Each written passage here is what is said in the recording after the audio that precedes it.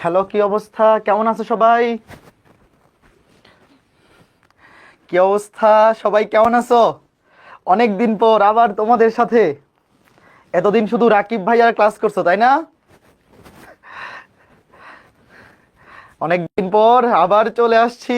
তোমরা কেমন আছো বলো? সবাই একটু দ্রুত চলে আসো। বৃত্ত অধ্যায়ের 11 নম্বর লেকচারে সবাইকে স্বাগতম। যারা বৃত্ত অধ্যায়ের 10 নম্বর ক্লাসটা করছো, তোমরা জানো যে বৃত্তের একটা টপিক বাকি আছে। অ্যাডমিশনে ওই টপিকটা থেকে প্রশ্ন আসতে পারে, যদিও এই টপিকটা একাডেমিকের জন্য ইম্পর্টেন্ট না, বাট আমরা পড়ে রাখবো যেহেতু আমাদের টপিকে আছে, যে কোনোবার অ্যাডমিশনে চলে আসতে পারে। তো আমি ভালো আছি, তোমরা সবাই কেমন আছো বলো? তোমরা সুস্থ আছো? এই শীতকালে সবাই সাবধানে থাইকো। এখন কিন্তু প্রচুর অসুখ বিসুখ হচ্ছে, এই শীতকালে আরো বেশি হয়। দেখো, আমার জীবন থেকে 8 দিন হারায় গেছে। গত শুক্রবার থেকে এই শুক্রবার, এই 8 দিন পুরা জীবন থেকে হারায় গেছে। এই 8 দিনে কিচ্ছু করতে পারি নাই। কিচ্ছু না মানে একেবারেই কিচ্ছু না, খালি শুয়ে থাকা, ঘুমানো আর খাওয়া। কাজেই তোমরা সাবধানে থাইকো। শীতের মৌসুমে অসুখ বিসুখ অনেক বেশি হয়। তো আমার জীবন থেকে ধরো 8 দিন চলে গেছে, নষ্ট হয়ে গেছে পুরা। তোমাদের যাতে এরকমটা না হয়, খুবই ইম্পর্টেন্ট সময় এখন। একদম সাবধানে থাকবা যাতে কোনো রোগ বালাই না হয়, ঠিক আছে? আচ্ছা, হ্যাঁ, ঠিক আছে। আমি এখন ভালো আছি, আমি ভালো আছি। আমার ভাইরাল ফিভার হয়েছিল, গত শুক্রবারে হাসপাতালে ভর্তি ছিলাম। একেবারেই খুবই খারাপ অবস্থা হয়ে গেছিল। 103 ডিগ্রি জ্বর ছিল, পুরা শরীর ধরো যে একদমই শক্তি নাই এরকম হয়ে গেছিল। পরে সোমবারে হাসপাতাল থেকে মানে ছুটি দিছে, যখন দেখলো যে ডেঙ্গু হয়নি। মানে ডাক্তাররা ভাবছিল যে ডেঙ্গু হয়েছে। তো পরে আর ডেঙ্গু ধরা পড়ে নাই, ভাইরাল ফিভার ধরা পড়ছে। তারপরে এই গত 2-1-3-4 দিন রেস্ট নেওয়ার পরে গতকালকে থেকে সুস্থ। তো তোমরা সাবধানে থাকবা, শীতকালে কিন্তু অসুখ বিসুখ বেশি হয়। এখন বিশেষ করে ডেঙ্গু কিন্তু প্রচুর হচ্ছে। ডেঙ্গু হইলে কিন্তু একদম পুরা 2 সপ্তাহ জীবন থেকে নাই হয়ে যাবে। কোনোভাবেই যাতে রোগ বালাই না হয় সেটা খেয়াল রাখবা। ওকে, ফাইন। তো গতকালকে বৃত্ত অধ্যায়ের মেগা এক্সাম কেমন দিছো বলো? তোমাদের নাম্বার এত কম কেন? তোমাদেরকে 10 ক্লাসে যেভাবে পড়াইছি, মিনিমাম 150 তো পাওয়ার কথা। এই বলো, বৃত্ত মেগা এক্সামে কে কত পাইছো কমেন্ট করো। সব ফাঁকিবাজ। প্রশ্ন কঠিন ছিল। হ্যাঁ, মেগা এক্সামের প্রশ্ন তো কঠিন হবেই, এটা কি উইকলি এক্সাম? আমি তো বলেই দিছি মেগা এক্সামের প্রশ্ন কঠিন হবে। কারণ সহজ হইলে কি হয়, ত্রিকোণমিতি, এই যারা শুরুতে প্রথম দিকে ভর্তি হয়েছিলা, মেগা এক্সামের প্রশ্ন সহজ হইলে কি হয় তোমরা তো ভালো মতো জানো। মনে আছে 83 জন যে 300-তে 300 পাইছিল? ত্রিকোণমিতির প্রথম এক্সাম, মেগা এক্সামের প্রশ্ন যে সহজ করছিলাম, এরপর থেকে তো আর সহজ করা সম্ভব না। সহজ করলে সবাই 300-তে 300 পাওয়া যায়। তো মেগা এক্সামের প্রশ্ন কঠিন হবেই। এই কঠিন প্রশ্নেও তোমাকে মিনিমাম মিনিমাম 60% নাম্বার টার্গেট রাখতে হবে, আর 40% হচ্ছে স্ট্যান্ডার্ড। যেমন 300 নম্বরের বৃত্তের মেগা এক্সামে ভালো মার্কস হচ্ছে 180, 60%। আর স্ট্যান্ডার্ড মার্ক 120। 120 প্লাস পাইলেই ভালো। হ্যাঁ, দেখতে পাচ্ছি মোটামুটি সবাই 120 প্লাস পাইছো। ভাই, তোমার মেগা এক্সামে ফুল নাম্বার পাওয়ার দরকার নাই, তোমার টপ 10-এ না থাকলেও কোনো সমস্যা নাই, তুমি স্ট্যান্ডার্ড মার্কসটা তুলো। আর উইকলি এক্সামগুলোতে 60% মিনিমাম। 150 নম্বরের যে উইকলি এক্সাম হয় ওখানে 100 তোলার চেষ্টা করো। 180 স্ট্যান্ডার্ড, 100 ভালো। উইকলি এক্সামগুলোতে 100 তুলতে পারলেই ওকে, ফাইন। তো ঠিক আছে, চলো আমরা শুরু করি। তো আজকে ক্লাসটা করার জন্য অবশ্যই বৃত্তের প্রথম 10টা ক্লাস করা থাকতে হবে। আজকে ক্লাসে আমরা 2টা টপিক পড়বো যেগুলো অ্যাডমিশনে আসতে পারে। আর সোমবার থেকে শুরু হবে সাইকেল 1-এর লাস্ট অধ্যায়, মানে 4টা অধ্যায়ের মধ্যে 3টা আমাদের শেষ। ষষ্ঠ অধ্যায় ত্রিকোণমিতি। ষষ্ঠ অধ্যায় ত্রিকোণমিতি 9-10-এ যেগুলো পড়ছো ওগুলাই। 9-10-এ ত্রিকোণমিতি যা পড়ছো না, জেনারেল ম্যাথ হায়ার ম্যাথ মিলে, ওগুলাই হচ্ছে ষষ্ঠ অধ্যায়। ওখানে নতুন কিছু খুব বেশি নাই, ওটা আমাদের ম্যাক্সিমাম 4 ক্লাস লাগবে। কাজে আগামী 2 সপ্তাহের মধ্যে আমাদের সাইকেল 1 কমপ্লিট। এরপরে সাইকেল 2-এর লাইভ ক্লাস শুরু হয়ে যাবে। আর সাইকেল 4 কমপ্লিট হয়ে যাওয়ার পরে সাইকেল 3-এর ক্লাস শুরু হয়ে যাবে। অর্থাৎ আমাদের প্রথম প্রায়োরিটি থাকবে ফার্স্ট পেপার। সেকেন্ড পেপারে শুধু সাইকেল 4 কমপ্লিট হবে, তারপরে ফার্স্ট পেপারে সাইকেল 2 সাইকেল 3 কমপ্লিট করে তারপরে সেকেন্ড পেপারে সাইকেল 5 সাইকেল 6, ওভাবে আগাবো। ঠিক আছে, সবাই রেডি? কাজে এই কলেজের পরীক্ষা নিয়ে চিন্তার কোনো কারণ নাই, আমরা সুন্দর মতোই তোমাদের কলেজের পরীক্ষার আগেই আমরা আস্তে ধীরে কমপ্লিট করে ফেলবো। আর অন্তরীকরণ যোগজীকরণ সাইকেল 3 তো আর্কাইভ দেওয়াই আছে, কেউ যদি ফাস্ট থাকতে চাও যে না ভাইয়া আমি আগেই শেষ করে রাখতে চাই, আর্কাইভ ক্লাসগুলো তোমাদের জন্য দেওয়া আছে, কাজে চিন্তার কোনো কারণ নাই। 1 মিনিটে এমসিকিউ অ্যান্সার করতেই পারি না। শোনো, মেগা এক্সামের প্রশ্নগুলা একটু বড় ইচ্ছা করেই দেওয়া হয়, ওখানে যদি 1 মিনিটে না পারো হতাশ হওয়ার কিচ্ছু নাই। তোমাদের মেইন ফোকাস হচ্ছে উইকলি এক্সামগুলা আর প্র্যাকটিস শিটগুলো সলভ করা। আমি যে প্র্যাকটিস শিটগুলো দিচ্ছি যদি সলভ করো মোর দেন এনাফ। আর মেগা এক্সামের প্রশ্ন ইচ্ছা করেই কঠিন করা হয়, নাইলে তো ভাই সহজ করলে তো সবাই ভালো নাম্বার পাই ফেললে তখন তো ভালো স্টুডেন্টদেরকে ফিল্টার আউট করে পুরস্কার দেওয়াটা একটু টাফ। এই জন্য মেগা এক্সামের প্রশ্ন কঠিন হয়। তোমার টার্গেট উইকলি এক্সাম, তুমি উইকলি এক্সামে দেখো 150-এ 100 পাচ্ছ কিনা, তাইলেই এনাফ। ঠিক আছে, আচ্ছা ঠিক আছে। সাইকেল 3 কবে স্টার্ট হবে? সাইকেল 3 স্টার্ট হবে ফেব্রুয়ারিতে।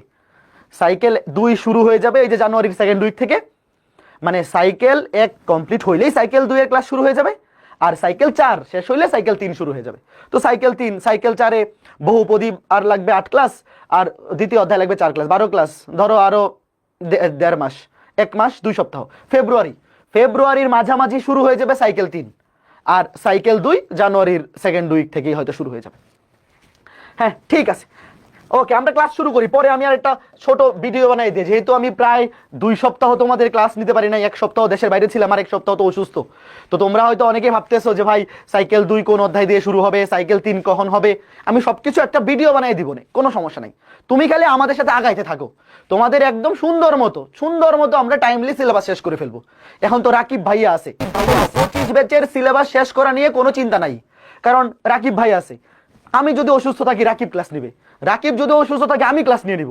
এই যে আমি গত 1 সপ্তাহ অসুস্থ ছিলাম, 24 ব্যাচে তো পুরা ক্লাস অফ ছিল, কারণ 24 ব্যাচে তো আমি একাই ক্লাস নেই।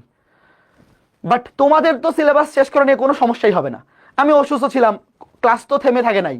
রাকিব ভাইয়া সুন্দরভাবে সাইকেল 4-এ জটিল সংখ্যা শেষ করে ফেলছে, এখন বহুপদী পড়াচ্ছে। মানে 25 ব্যাচে সিলেবাস শেষ করা নিয়ে চিন্তা হবে না, আমরা টাইমলি শেষ করতে পারবো, যেহেতু আমি এবং রাকিব 2 জন আছি। একজন অসুস্থ থাকলেও আরেকজন ব্যাকআপ দিয়ে ফেলবো, ঠিক আছে। আর আর্কাইভ ক্লাস তো আছেই। হ্যাঁ চলো, রেডি স্টেডি গো। এখন আমাকে তোমরা বলো, এই সরল রেখায় প্রতিবিম্ব পড়াইছিলাম, মনে আছে কার কার? প্রতিবিম্ব, রেখার সাপেক্ষে বিন্দুর প্রতিবিম্ব, রেখার সাপেক্ষে বিন্দুর প্রতিবিম্ব, একটু মনে করে দেখো। অবশ্যই সরল রেখা পড়া থাকা লাগবে। ধরো এটা মূল বিন্দু। আচ্ছা আমাকে তোমরা একটা জিনিস বলো, ধরো এটা মূল বিন্দু 0,0, এবং এই বিন্দুটা ধরো 2, এটা 3, 2,3 বা 3,2 যেটাই বলো না কেন, ধরো 2,3 একটা বিন্দু। আচ্ছা আমাকে বলো তো, কেউ যদি তোমাকে জিজ্ঞেস করে যে x অক্ষের সাপেক্ষে এই বিন্দুটার প্রতিবিম্বের স্থানাঙ্ক কত, কিছু না লিখে বলতে পারবা? বলো প্রশ্নটা কি? x অক্ষের সাপেক্ষে 2,3 এই বিন্দুটার 2,3 এই বিন্দুর প্রতিবিম্বের স্থানাঙ্ক কত? ভাই প্রতিবিম্ব কেমন বের করতে হয়? তোমাকে বলতে x অক্ষের সাপেক্ষে, তুমি x অক্ষের উপর লম্ব এঁকে দিবা, এবং ঠিক সমপরিমাণ দূরত্বে লম্ব এঁকে, এই দেখো এই যে এখান থেকে এইদিকে দূরত্ব যতটুকু, ঠিক তার বিপরীতে দূরত্ব ততটুকু। ধরো এটা পি বিন্দু আর প্রতিবিম্ব হচ্ছে কিউ বিন্দু। এখন খেয়াল করে দেখো, এই যে লম্ব, কিন্তু এটা লম্ব। তোমাকে বলা হয়েছে x অক্ষের সাপেক্ষে পি বিন্দুর প্রতিবিম্বের স্থানাঙ্ক বের করো।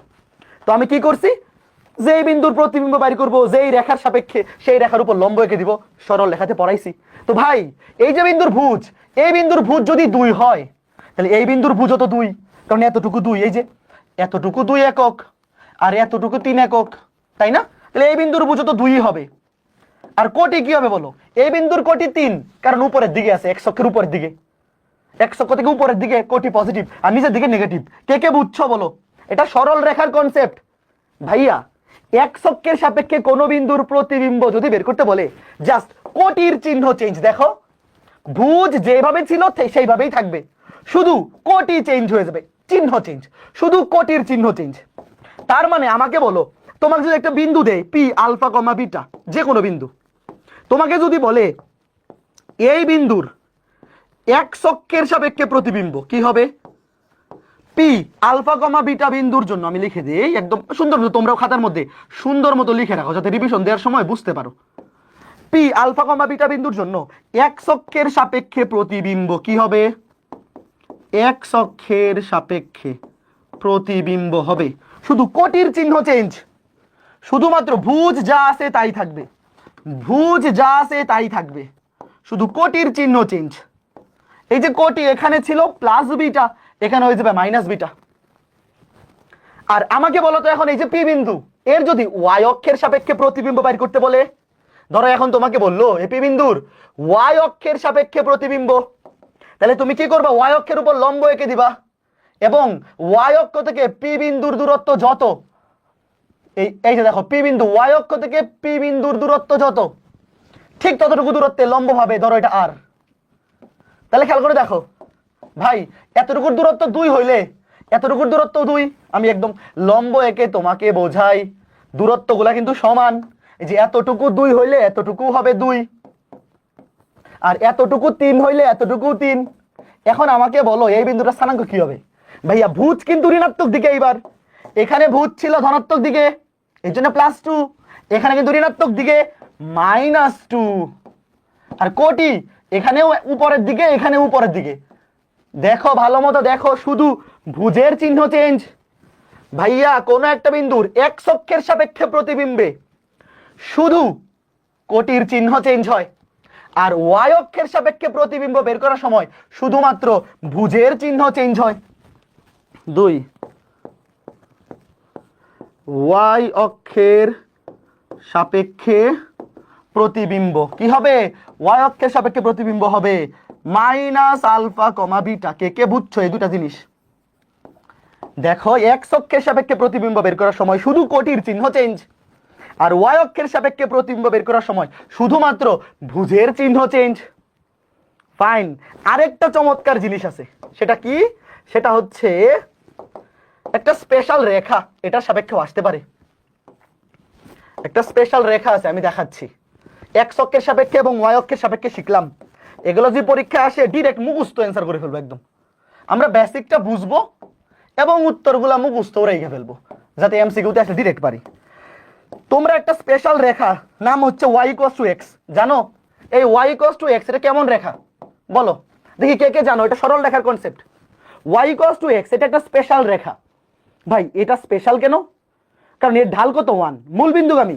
এটা প্রথম কথা হচ্ছে y = mx, এই ফরম্যাট, x এর সহগ হচ্ছে ঢাল, এই ঢাল কত? m1। এই রেখা অবশ্যই মূল বিন্দুগামী এবং তার ঢাল হচ্ছে 1। ধরো এই যে তার ঢাল হচ্ছে 1, ঢাল 1 মানে কি? সে এক্স অক্ষের সাথেও 45 ডিগ্রি কোণ তৈরি করে, ওয়াই অক্ষের সাথে, এই যে দেখো এক্স অক্ষের সাথেও সে 45 ডিগ্রি কোণ তৈরি করে। এই যে y = x, y = x একটা স্পেশাল রেখা যেটা অবশ্যই মূল বিন্দুগামী এবং তার ঢাল হচ্ছে 1। ঢালের মান 1 মানে কি? এই tan কত ডিগ্রির মান 1 বলো? ঢাল মানে কি? tan theta. তাহলে tan থিটার মান যদি 1 হয় তাহলে থিটা সমান কত? 45 ডিগ্রি। এটা বুঝছো কে কে বলো? এখন সে যদি এক্স অক্ষের ধনাত্মক দিকের সাথে 45 ডিগ্রি কোণ তৈরি করে, তাহলে ওয়াই অক্ষের ধনাত্মক দিকের সাথেও তো এই অ্যাঙ্গেলটা কত হবে? এটাও তো 45ই হবে। এইটা যদি 45 হয় ওইটাও 45। এখন তোমাকে যদি বলে, মনে করো যে কোনো একটা বিন্দু, ধরো 2,3, ধরো এখানে একটা বিন্দু, ধরো এই যে 2, এই যে 3, তাহলে ভুজ কম কোটি বেশি নিলাম 2,3। তোমার কি মনে হয় এই y = x এই রেখার সাপেক্ষে এই 2,3 এই বিন্দুটার প্রতিবিম্বের স্থানাঙ্ক কি হইতে পারে? এই যে এই রেখার উপর লম্ব এঁকে দিবা, লম্ব এঁকে বর্ধিত করে দিবা, বর্ধিত করে সমান দূরত্ব, এই যে দেখো এই রেখা থেকে 2,3 বিন্দুটা যতটুকু দূরে আছে ঠিক ততটুকু দূরে এইদিকে এইখানে হবে কি হবে? 3,2। খালি ভুজ কোটি চেঞ্জ হয়ে যাবে। বিশ্বাস না হইলে তুমি চেক করে দেখতে পারো, শুধু ভুজ আর কোটি চেঞ্জ হয়ে যাবে, আর কিচ্ছু না। এই যে দেখো y = x, ভুজ আর কোটি চেঞ্জ হয়ে যাবে, আর কিচ্ছু না। তুমি চেক করে দেখতে পারো। কিন্তু শোনো, সরল রেখা অধ্যায়ে পড়াইছি একটা রেখার সাপেক্ষে একটা বিন্দুর প্রতিবিম্ব কেমনে বের করতে হয়, পড়াইছি। কিন্তু তুমি নরমাল নিয়মে বের করে দেখতে পারো, এটাই আসবে। বাট এগুলো যখন এমসিকিউতে আসবে নরমাল নিয়মে করার দরকার নাই। অর্থাৎ পি লিখো α, β বিন্দুর y = x এই রেখার সাপেক্ষে, এগুলো এমসিকিউতে আসবে, এই রেখার সাপেক্ষে প্রতিবিম্ব জাস্ট ভুজ কোটি চেঞ্জ, ভুজ কোটি চেঞ্জ, আলফা বিটার জায়গায় হয়ে যাবে বিটা কমা আলফা। কথা ক্লিয়ার কিনা বলো? আমরা কিন্তু এগুলা ইলাবোরেট ওয়েতে শিখছি সরল রেখা অধ্যায়ে। একটা রেখার সাপেক্ষে একটা বিন্দুর প্রতিবিম্ব কিভাবে বের করতে হয় এটা আমরা সরল রেখা অধ্যায়ে পড়ছি। বাট যদি একাডেমিকে এমসিকিউতে আসে, এগুলো এমসিকিউতেই আসে, রিটেনে এখনো পর্যন্ত এই টাইপের জিনিস আসে নাই, তখন ডিরেক্ট মুখস্থ বসিয়ে দেবা। আমি সামারি করতেছি এতক্ষণ যা যা বললাম। শোনো, তোমাকে যদি এক্স অক্ষের সাপেক্ষে, এক্স অক্ষ নিজেও তো একটা সরল রেখা নাকি, এক্স অক্ষের সাপেক্ষে একটা বিন্দুর প্রতিবিম্ব বের করতে বললে শুধু কোটির চিহ্ন চেঞ্জ, বেসিকটা আমি দেখাই দিলাম। ওয়াই অক্ষের সাপেক্ষে প্রতিবিম্ব বের করতে বললে শুধুমাত্র ভুজের চিহ্ন চেঞ্জ। আর ওয়াই ইকুয়ালস টু এক্স, এই রেখার সাপেক্ষে প্রতিবিম্বের স্থানাঙ্ক বের করতে বললে কি হবে? ভুজ কোটি ইন্টারচেঞ্জ, ভুজ কোটি ইন্টারচেঞ্জ। কথা সত্য? একজন বলছে দাদা কিছু মনে নাই, এত দ্রুত ভুলে গেলে হবে, রিভিশন দিতে হবে। সরল রেখা যাদের মনে নাই রিভিশন দিবা। এই জন্যই তো ক্লাস লেকচারগুলো নোট করতে বলি, সব তো মনে থাকবে না। এখন প্রশ্ন তোলো, প্রশ্ন তোলো। আগে প্রশ্ন তোলার জন্য 40 সেকেন্ড।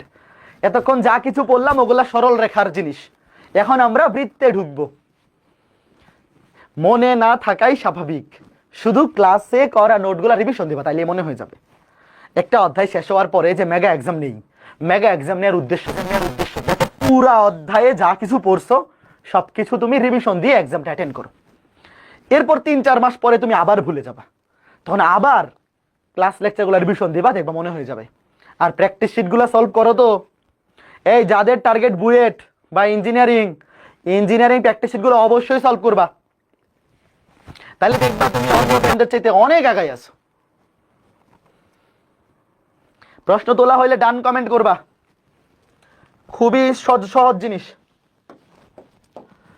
এক্স অক্ষ, ওয়াই অক্ষ এবং ওয়াই ইকুয়ালস টু এক্স, এই যে তিনটা স্পেশাল রেখা, একটা এক্স অক্ষ, একটা ওয়াই অক্ষ, আর একটা হচ্ছে ওয়াই ইকুয়ালস টু এক্স। এই তিনটা রেখার সাপেক্ষে এই বৃত্তের প্রতিবিম্বের সমীকরণ। এখানে চাইছে বৃত্তের প্রতিবিম্ব। আমরা এতক্ষণ শিখলাম রেখার সাপেক্ষে বিন্দুর প্রতিবিম্ব। এখন আমাকে বের করতে বলছে রেখার সাপেক্ষে, এগুলো তো সব সরল রেখা, এক্স অক্ষ একটা রেখা, ওয়াই অক্ষ একটা রেখা, ওয়াই ইকুয়ালস টু এক্স এটা একটা রেখা। তোমাকে বলছে এই রেখাগুলোর সাপেক্ষে এই বৃত্তের প্রতিবিম্বের সমীকরণ বের করো। আগে একটা জিনিস বোঝো, মনে করো এটা একটা রেখা, এটা একটা বৃত্ত। তোমাকে বলা হইলো যে এই রেখার সাপেক্ষে এই বৃত্তের প্রতিবিম্বের সমীকরণ বের করো। তাহলে ভাইয়া বৃত্তের প্রতিবিম্ব নিজেও একটা বৃত্তই হবে নাকি? বিন্দুর প্রতিবিম্ব বিন্দু হয়, বৃত্তের প্রতিবিম্ব কি হবে? বৃত্তই হবে। তুমি মনে করো এটা একটা আয়না, তুমি যার সাপেক্ষে প্রতিবিম্ব বের করবা তাকে তুমি আয়না মনে করবা। তুমি মনে করো যে এটা একটা কি আয়না, এই আয়নার মধ্যে এই বৃত্তের চিত্রটা কোথায় হবে? ঠিক নিচের দিকে, এখানে হবে না? প্রতিবিম্ব মানে কি? তুমি এটাকে একটা আয়না মনে করো, ধরো এই আয়নার মধ্যে তুমি এই বৃত্তের ছবি দেখবা, তো আয়নার মধ্যে প্রতিবিম্ব কোথায় হবে? ভিতরের দিকে, সমান দূরত্বে। এবং একটা জিনিস কি তুমি বুঝতেছো যে আয়নার মধ্যে কিন্তু সমান আকারের, একই আকারের প্রতিবিম্ব দেখা যায়। তাহলে একটা জিনিস কি তুমি বুঝতে পারতেছো যে প্রতিবিম্বের ব্যাসার্ধ আর নির্ণেয় প্রদত্ত বৃত্তের ব্যাসার্ধ সেম হবে। এটা কে কে বুঝছো? আকার সেম হবে, আকার মানে ব্যাসার্ধ সেম। ভাইয়া প্রতিবিম্বের যে বৃত্তটা তার আকৃতি প্রশ্নে প্রদত্ত বৃত্তের আকৃতির সমান হবে। আকৃতি, বৃত্তের আকৃতি সমান মানে কি? ব্যাসার্ধ সমান। তাইলে প্রশ্নে যে বৃত্ত দেওয়া আছে তার প্রতিবিম্ব তুমি যেই রেখার সাপেক্ষেই বের করো না কেন ব্যাসার্ধ অলওয়েজ সেম থাকবে, শুধু কেন্দ্র চেঞ্জ হয়ে যাবে। কারণ এই কেন্দ্র আর এই কেন্দ্র কি সেম? অবশ্যই সেম না। এই বৃত্তের কেন্দ্র এই রেখার সাপেক্ষে যেই পাশে আছে এই বিন্দুটা তার বিপরীত পাশে চলে আসছে। কথা সত্য? এখন আমার সাথে সাথে একটু বলো, তোমাকে প্রথমে বলছে এক্স অক্ষ, ওয়াই অক্ষ এবং ওয়াই ইকুয়ালস টু এক্স, এই তিনটা রেখার সাপেক্ষে এই বৃত্তের প্রতিবিম্বের সমীকরণ বের করতে। আগে আমাকে বলো এই বৃত্তের কেন্দ্র ব্যাসার্ধ কত? সবাই কমেন্ট করে বলো এই বৃত্তের কেন্দ্র ব্যাসার্ধ কত? এক্স এর শোককে -2 দিয়ে ভাগ করলে +2, ওয়াই এর শোক 6 কে -2 দিয়ে ভাগ করলে -3, কেন্দ্র 2, -3 এবং ব্যাসার্ধ কত? √2 কে স্কয়ার করলে 4, -3 কে স্কয়ার করলে 9, -4, 9 কে বর্গ করলে 3 একক। খেয়াল করে দেখো, কেন্দ্র 2, -3, ব্যাসার্ধ 3 একক। তাহলে এখন আমাকে বলছে এক্স অক্ষের সাপেক্ষে শুরুতে এক্স অক্ষের সাপেক্ষে, ধরো আমি লিখলাম 1 নাম্বার, এক্স অক্ষের সাপেক্ষে এই বৃত্তের প্রতিবিম্বের সমীকরণ নির্ণয় করতে হবে। তো একটা জিনিস খেয়াল করে দেখো ভাই, ওয়েট, ধরো একটা তোমার চিত্র আঁকা লাগবে না, তুমি আগে বোঝো এই যে এক্স অক্ষ, এই যে ওয়াই অক্ষ, এই যে মূল বিন্দু, একটা বৃত্ত যার কেন্দ্র হচ্ছে 2,-3, এই যে 2, এই যে -3, ধরো এই যে 2,-3, ব্যাসার্ধ কত একক? 3 একক। তো ব্যাসার্ধ 3 একক, তুমি ইচ্ছা মতো আঁকাও, যেহেতু 3 একক, এটাও 3, অত বুঝে আঁকতে হবে না তোমাকে, মনে করো আমি যেভাবে আঁকাই দিলাম। ধরো এই যে একটা বৃত্ত, তাহলে এই বৃত্তের প্রতিবিম্ব কোন দিকে হবে? এইদিকে হবে, প্রতিবিম্ব হবে এইদিকে, এবং ব্যাসার্ধ তো সমানই থাকবে, যদিও সাইজ দুইটা, একটা বড় একটা ছোট হয়ে গেছে। এই যে এবার ঠিকঠাক করে দেখো, তাহলে ব্যাসার্ধ এটারও 3 একক, এটারও কি হবে? 3 একক। জাস্ট কেন্দ্র, এই যে এই বৃত্তের কেন্দ্রের প্রতিবিম্ব হবে এই বৃত্তের কেন্দ্র। ব্যাসার্ধ কিন্তু সেম থাকবে, আকৃতি সেম থাকবে, শুধু কেন্দ্র চেঞ্জ হবে। এখন আমাকে তোমরা বলো, এক্স অক্ষের সাপেক্ষে এই যে কেন্দ্র, এর প্রতিবিম্ব কি হবে বলো? নির্ণেয় বৃত্তের কেন্দ্র হবে। খেয়াল করে দেখো ভাই, তোমাকে এক্স অক্ষের সাপেক্ষে এই বৃত্তের প্রতিবিম্ব বের করতে বলছে, তুমি শুধু কেন্দ্রটা বের করবা, শুধু কেন্দ্র, ব্যাসার্ধ সেম থাকবে। তাহলে নির্ণেয় বৃত্তের কেন্দ্র কি হবে বলো? দেখো, প্রথমে এক্স অক্ষের সাপেক্ষে বের করতেছি, নির্ণেয় বৃত্তের কেন্দ্র, নির্ণেয় বৃত্তের কেন্দ্র কি হবে? এক্স অক্ষের সাপেক্ষে, এক্স অক্ষের সাপেক্ষে এই বৃত্তের এই কেন্দ্রের প্রতিবিম্ব, এক্স অক্ষের সাপেক্ষে প্রতিবিম্বের বেলায় কি হয়? কোটির চিহ্ন চেঞ্জ, মনে আছে? কোটির চিহ্ন চেঞ্জ, -3 হয়ে যাবে +3। তাহলে দেখো, নির্ণেয় বৃত্তের প্রতিবিম্ব বা নির্ণেয় প্রতিবিম্বের কেন্দ্র এটা, আর ব্যাসার্ধ তো সেমই থাকবে। সুতরাং নির্ণেয় প্রতিবিম্ব, নির্ণেয় প্রতিবিম্বের সমীকরণ লিখো, নির্ণেয় প্রতিবিম্ব বৃত্তের, নির্ণেয় প্রতিবিম্বের সমীকরণ, নির্ণেয় প্রতিবিম্বের সমীকরণ x মাইনাস কেন্দ্রের ভুজ x-2 whole square plus y-3 whole square equals to ব্যাসার্ধ স্কয়ার। ব্যাসার্ধ চেঞ্জ হবে না, ব্যাসার্ধ যা ছিল তাই থাকবে, x square plus y square minus 4x minus 6y plus 4 equals to 0।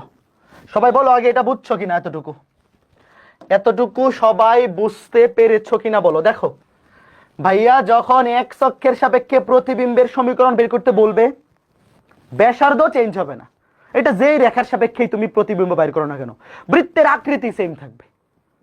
আকৃতি সেম মানে ব্যাসার্ধ সেম, শুধু কেন্দ্রের প্রতিবিম্ব বের করতে হবে।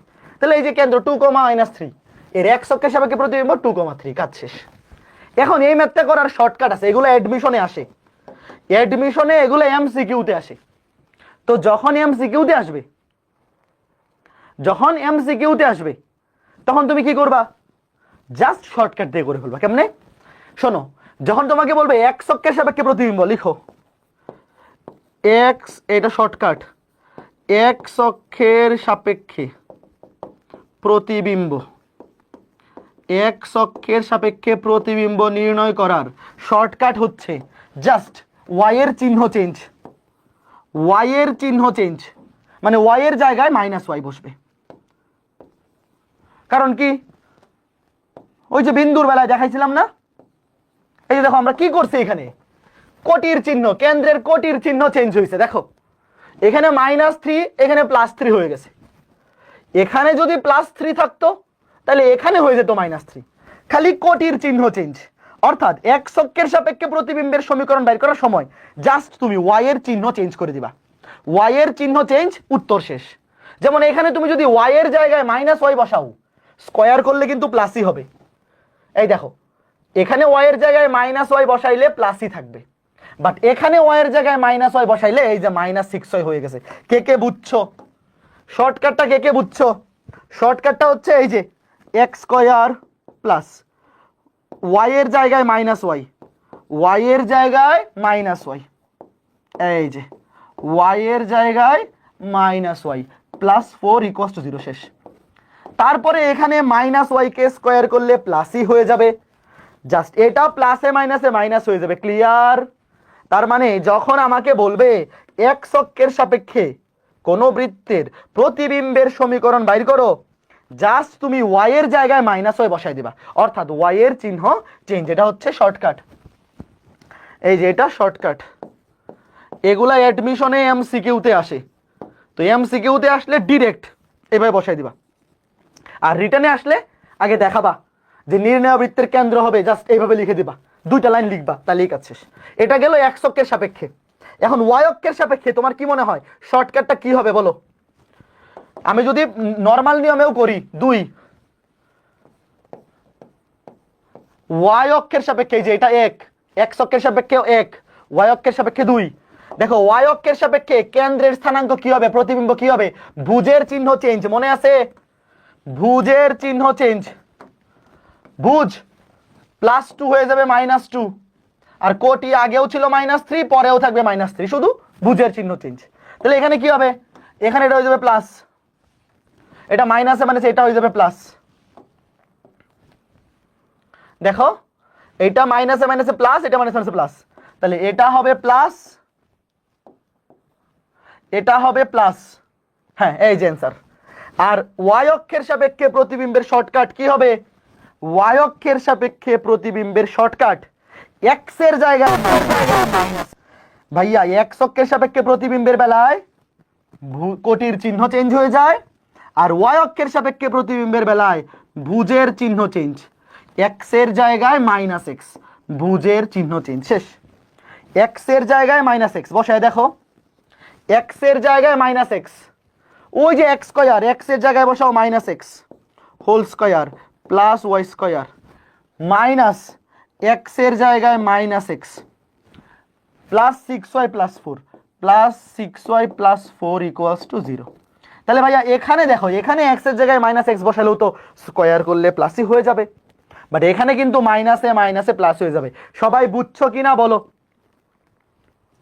সবাই বুঝছো কিনা? এখন কে কে এই জিনিসটা আইডিয়া করতে পারছো যে y ইকুয়ালস টু x রেখার সাপেক্ষে কি হবে বলো? এটা কে কে আইডিয়া করতে পারছে y ইকুয়ালস টু x রেখার সাপেক্ষে কি হবে? y equals to x, y equals to x এই রেখার সাপেক্ষে, ভেরি গুড, এই যে বুঝে ফেলছে। আগে আমি তোমাকে নরমাল নিয়মটা দেখাই, যে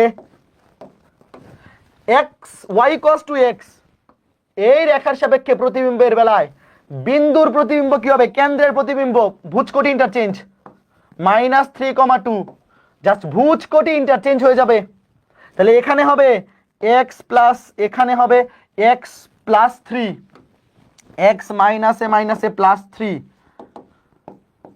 আর এখানে হবে y -2, y -2 হোল স্কয়ার। তাহলে এখানে হবে x square plus y square, পুরাটাই চেঞ্জ হয়ে যাবে। আমি লিখে দেই x square plus y square plus, এখানে হবে 3 দুগুণে 6x, এখানে হবে -2 দুগুণে 4y, 9 আর 9 কাটা থাকবে +4। এটা হবে অ্যান্সার। যদি রিটার্নে আসে এভাবে লিখে দিবা, প্রথমে লিখবা নির্ণয় বৃত্তের কেন্দ্র, ভুজকোটি ইন্টারচেঞ্জ, ব্যাসার্ধ তো চেঞ্জ হবে না, বাকি সবকিছু সেম থাকবে। আর এই যে y ইকুয়ালস টু x এই রেখার সাপেক্ষে, y ইকুয়ালস টু x রেখার সাপেক্ষে প্রতিবিম্বের বেলায় শুধুমাত্র ভুজকোটি ইন্টারচেঞ্জ, মানে x y ইন্টারচেঞ্জ, x এবং y ইন্টারচেঞ্জ হয়ে যাবে, অর্থাৎ x এর জায়গায় বসবে y, y এর জায়গায় বসবে x। বসায় দেখো, x এর জায়গায় y বসাও, x এর জায়গায় y বসাও, আর y এর জায়গায় x বসাও, -4y plus 6x plus 4 equals to 0। বলো এই টাইপটা শেষ। এই টাইপটা সবার ক্লিয়ার হয়েছে কিনা? এগুলা ভাইয়া একাডেমিকে আসে না, x square plus y square plus 6x -4y plus 4, এগুলো একাডেমিকে আসে না, অ্যাডমিশনে আসবে। অ্যাডমিশনে এমসিকিউতে আসলে ডিরেক্ট উত্তর লিখে দিবা। কাজে আমাকে বলো এই তিনটা জিনিস ক্লিয়ার হয়েছে কিনা? যদি x অক্ষের সাপেক্ষে প্রতিবিম্ব বের করতে বলে শুধুমাত্র কোটির চিহ্ন চেঞ্জ করে দিবা, এমসিকিউতে আসবে। যদি ওয়াই অক্ষের সাপেক্ষে প্রতিবিম্ব বের করতে বলে শুধুমাত্র ভুজের চিহ্ন মানে এক্স এর চিহ্ন চেঞ্জ করে দিবা। এইগুলাকে স্কোয়ার করলে, যেমন এখানে দেখো, এখানে তো এটা স্কোয়ার করলে পজিটিভই হয়ে যাবে, এই মাইনাস ওয়াই কে স্কোয়ার করলে তো পজিটিভই হয়ে যাবে, শুধু এটা চেঞ্জ হবে। এখানে মাইনাস এক্স কে স্কোয়ার করলে তো পজিটিভই হয়ে যাবে, শুধুমাত্র এটার চিহ্ন চেঞ্জ হবে। অর্থাৎ এক্স অক্ষের সাপেক্ষে প্রতিবিম্ব বের করার সময় শুধু এই যে ওয়াই সংবলিত পদের চিহ্ন চেঞ্জ হবে, আর ওয়াই অক্ষের সাপেক্ষে প্রতিবিম্ব বের করার সময় শুধুমাত্র এক্স সংবলিত রাশিটার বা পদটার চিহ্ন চেঞ্জ হবে। আর যখন তুমি ওয়াই ইকুয়ালস টু এক্স রেখার সাপেক্ষে বের করবা তখন জাস্ট ভুজ করি interchange, x square plus y square same থাকবে, কারণ এদেরকে ইন্টারচেঞ্জ করলে তো যোগ আকারে কথা একই। জাস্ট এটা হয়ে যাবে ওয়াই, এটা হয়ে যাবে এক্স, শেষ। ফাইন, ভেরি গুড, চমৎকার জিনিস, আমরা এগুলা বুঝতে পারলাম। এখন আমাদের আর একটা টাইপ বাকি আছে, স্পর্শক। এখন আমাদের আর একটা টাইপ, আমরা অলরেডি আজকে ক্লাসে দুইটা টাইপ পড়বো, তার মধ্যে অলরেডি একটা টাইপ পড়ে ফেলছি, এগুলো একাডেমিকে আসে না, বাট অ্যাডমিশনে কিন্তু যে কোনো পরীক্ষায় চলে আসতে পারে। ওয়েট, এখন আরেকটা টাইপে যাওয়ার আগে এরকম আরেকটা ম্যাথ আছে। দেখো, সব সময় যে তোমাকে প্রতিবিম্ব বাইর করতে বলবে, সব সময় কি এক্স অক্ষের সাপেক্ষে, ওয়াই অক্ষের সাপেক্ষে আর ওয়াই ইকুয়ালস টু এক্স এই তিনটা রেখার সাপেক্ষেই বলবে না। রিটার্নে কিন্তু অন্য যে কোনো রেখা দিতে পারে, যেমন এই যে সরল রেখা যারা পড়ছো, এটা বাড়ির কাজ দেওয়া যায়, আগে প্রশ্নটা তোলো। এই দেখো অন্য একটা রেখা, ভাই আমরা বুঝলাম এক্স অক্ষ একটা সরল রেখা, ওয়াই অক্ষ একটা সরল রেখা, ওয়াই ইকুয়ালস টু এক্স ওটাও একটা সরল রেখা, বাট সবসময় তো আর ওই তিনটার সাপেক্ষেই প্রতিবিম্ব বের করতে বলবে এরকম তো না, অন্য যে কোনো রেখার সাপেক্ষেও তো বের করতে বলতে পারে। তো যদি অন্য কোনো রেখা দেয় সেটা কিভাবে করতে হবে আমরা সরল রেখায় পড়ছি, মনে আছে?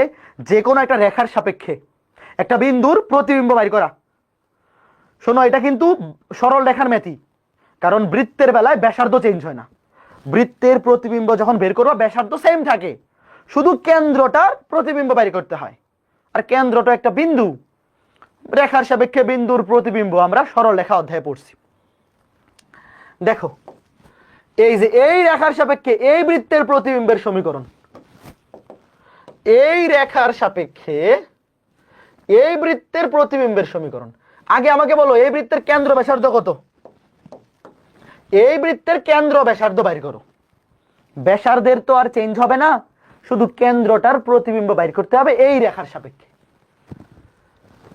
আগে 3 দিয়ে ভাগ করে নিতে হবে, x square plus y square plus 2x minus 3 দিয়ে ভাগ, 3 8 24 ওয়াই মাইনাস 57 কে যদি 3 দিয়ে ভাগ করো 19। খেয়াল করে দেখো, এই যে 3 দিয়ে ভাগ করছি, 3 দিয়ে ভাগ করার পরে এখন কেন্দ্র ব্যাসার্ধ বাইর করো। এক্স এর সহগকে -2 দিয়ে ভাগ -1, ওয়াই এর সহগকে -2 দিয়ে ভাগ করলে +4, কেন্দ্র -1,4, ব্যাসার্ধ সমান √1 কে স্কয়ার করলে +1, 4 কে স্কয়ার করলে 16, মাইনাসে মাইনাসে +19, 19 আর একে 20, 36 কে বর্গমূল করলে 6 একক। তাইলে নির্ণেয় প্রতিবিম্বের কেন্দ্র -1,4 আর ব্যাসার্ধ 6 একক। তাইলে নির্ণেয় প্রতিবিম্বেরও ব্যাসার্ধ কি হবে? নির্ণেয় প্রতিবিম্বে দেখো, যে বৃত্তটা আছে তার ব্যাসার্ধ যত, প্রতিবিম্বের ব্যাসার্ধও তত। ব্যাসার্ধ নিয়ে আমাদের কোনো সমস্যা নাই, আমার দরকার শুধুমাত্র এই রেখার সাপেক্ষে এই কেন্দ্রের প্রতিবিম্ব। এখন আমরা সরল রেখা অধ্যায়ে এইরকম ম্যাথ করছি কিনা বলো বলো। তাহলে আমার প্রথম কাজ কি? আমার প্রথম কাজ হচ্ছে 4x, ধরো এটাকে ভাগ করে দাও 2 দিয়ে, এটাকে 2 দিয়ে ভাগ করে দাও, 2x - 3y + 1 এই রেখার সাপেক্ষে, এটা SW দেওয়া যায়, এই রেখার সাপেক্ষে, এগুলা সরল রেখায় পড়াইছি, এই বিন্দুর প্রতিবিম্ব কত? তাইলে এটা হচ্ছে নির্ণেয় বৃত্তের কেন্দ্র, মানে প্রতিবিম্বের কেন্দ্র। এই রেখার সাপেক্ষে -1,4 এই বিন্দুর প্রতিবিম্ব বের করতে হবে, এটা হচ্ছে আমাদের এখন মেইন কাজ। এটা যদি বের করতে পারি তাইলেই ম্যাথ শেষ। সরল রেখা অধ্যায়ে পড়াইছি, সরল রেখা অধ্যায়ে কিভাবে পড়াইছিলাম কার কার মনে আছে? ধরো এই যে রেখাটা, ধরো এটা হচ্ছে 2x - 3y + 1 = 0, আর এটা হচ্ছে বিন্দুটা, -1,4। তাহলে এই বিন্দুর প্রতিবিম্ব বের করতে হবে এই রেখার সাপেক্ষে। তাহলে এই বিন্দু থেকে এই রেখার উপর লম্ব আঁকাইতে হবে, লম্ব একে সমপরিমাণ বর্ধিত করে দিতে হবে, অর্থাৎ এইটার দূরত্ব এই রেখা থেকে যতটুকু তার ঠিক সমান দূরত্ব, ধরো এটা পি বিন্দু, এটা কিউ বিন্দু। তাহলে এখন প্রথম কাজ কি, এই মনে আছে কার কার? প্রথম কাজ হচ্ছে এই যে এই রেখার সাপেক্ষে এই রেখার সমীকরণ বের করতে হবে আগে। তো এটা লম্ব রেখা, আগে দেখো এই যে এই রেখার সমীকরণ তো দেওয়া আছে, এই রেখার সমীকরণ বের করব আগে, তারপর এই দুইটা সমীকরণ সমাধান করে এই বিন্দুটা বের করব। আর এই বিন্দুটা হবে এই দুইটার, মনে করো এটা পি বিন্দু, এটা কিউ বিন্দু, পি কিউ এর মধ্যবিন্দু। এই বিন্দুটা হবে পি কিউ এর কি বিন্দু? ঠিক মধ্যবিন্দু, কারণ দূরত্ব তো ভাইয়া এদিকে আর এদিকে সমান, প্রতিবিম্বের দূরত্ব তো দুই পাশে সমান হয়। এখন দেখো এই যে রেখাটা, এই পি কিউ রেখাটা, পি কিউ রেখাটা এই রেখার উপর লম্ব রেখা। তাহলে অবশ্যই লম্ব রেখার সমীকরণ কি হয়?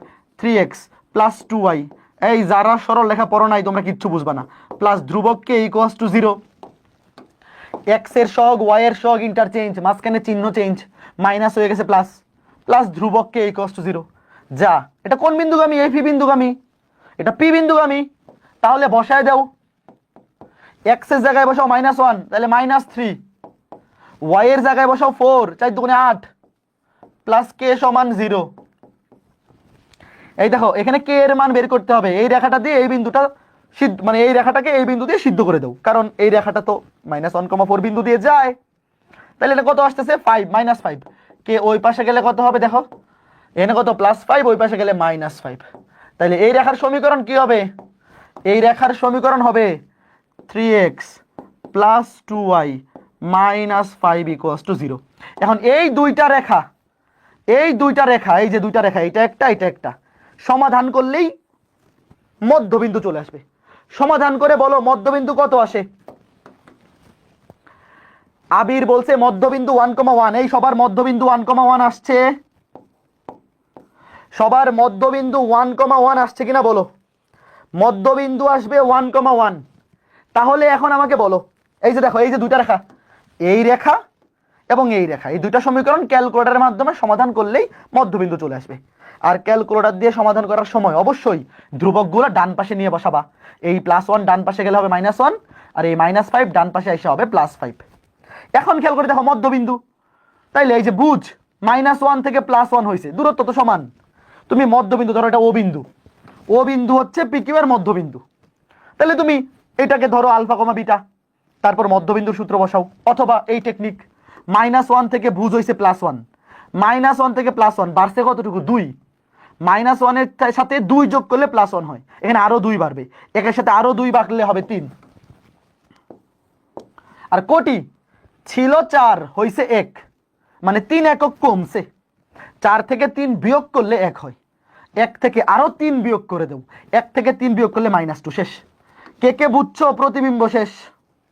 3, -2 কে কে বুঝছো? সরল রেখা পড়া থাকলে অবশ্যই বোঝা উচিত। মধ্যবিন্দু যেহেতু এইটা, তাহলে ভুজ যতটুকু বাড়ছে, -1 থেকে +1 হয়েছে, 2 বাড়ছে, আরো 2 বাড়ায় দাও, একের সাথে আরো 2 যোগ করে দাও, 3 হয়ে যাবে। কোটি ছিল 4 হয়ে গেছে 1, মানে 3 একক কমছে, আরো 3 বিয়োগ করে দাও, 1 থেকে 3 বিয়োগ করে দিলে কত? -2। তাহলে এই যে, সুতরাং লিখো নির্ণেয় বৃত্তের কেন্দ্র, নির্ণেয়,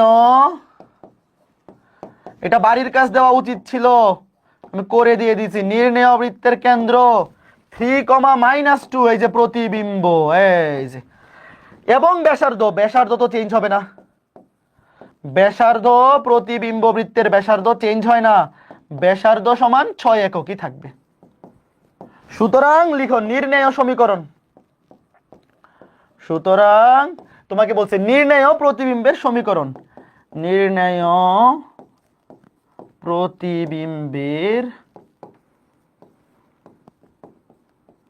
নির্ণেয় প্রতিবিম্বের সমীকরণ কি হবে? x - 3, x - কেন্দ্রের ভুজ whole square plus y - -2, y - whole square সমান ব্যাসার্ধ স্কয়ার 6 স্কয়ার। একাডেমিকে তুমি এইটাকে সিম্পলিফাই করে দিবা, আর অ্যাডমিশনে এখানে উত্তর দিলেই ফুল নাম্বার, এখানে রাইখা দিলেই তুমি ফুল নাম্বার পাবা। বাট একাডেমিকে এই টাইপের ম্যাথগুলো করার সময়, যে কোনো ম্যাথ করার সময় এখানে রাইখা দিবা না, অবশ্যই স্কোয়ারগুলো করে দিবা। শেষ। বলো এই টপিক আর কোনো সমস্যা হবে কিনা? এই টপিকটা প্রতিবিম্ব অ্যাডমিশন, এই যে বিশেষ করে এই টাইপটা যে কোনো ভর্তি পরীক্ষা, ইঞ্জিনিয়ারিং ভর্তি পরীক্ষা আসতে পারে। এগুলা তো এমসিকিউতে আসবে। এই যে এতক্ষণ যা পড়াইছি এখানে, এই যে বিন্দুগুলা প্রথমে পড়াইছি, এক্স অক্ষের সাপেক্ষে কোনো বিন্দুর প্রতিবিম্ব, ডিরেক্ট শর্টকাট, শুধুমাত্র কোটির চিহ্ন চেঞ্জ। ওয়াই অক্ষের সাপেক্ষে কোনো একটা বিন্দুর প্রতিবিম্ব, শুধু ভুজের চিহ্ন চেঞ্জ। আর ওয়াই ইকুয়ালস টু এক্স, এই রেখার সাপেক্ষে প্রতিবিম্ব, ভুজ কোটি ইন্টারচেঞ্জ।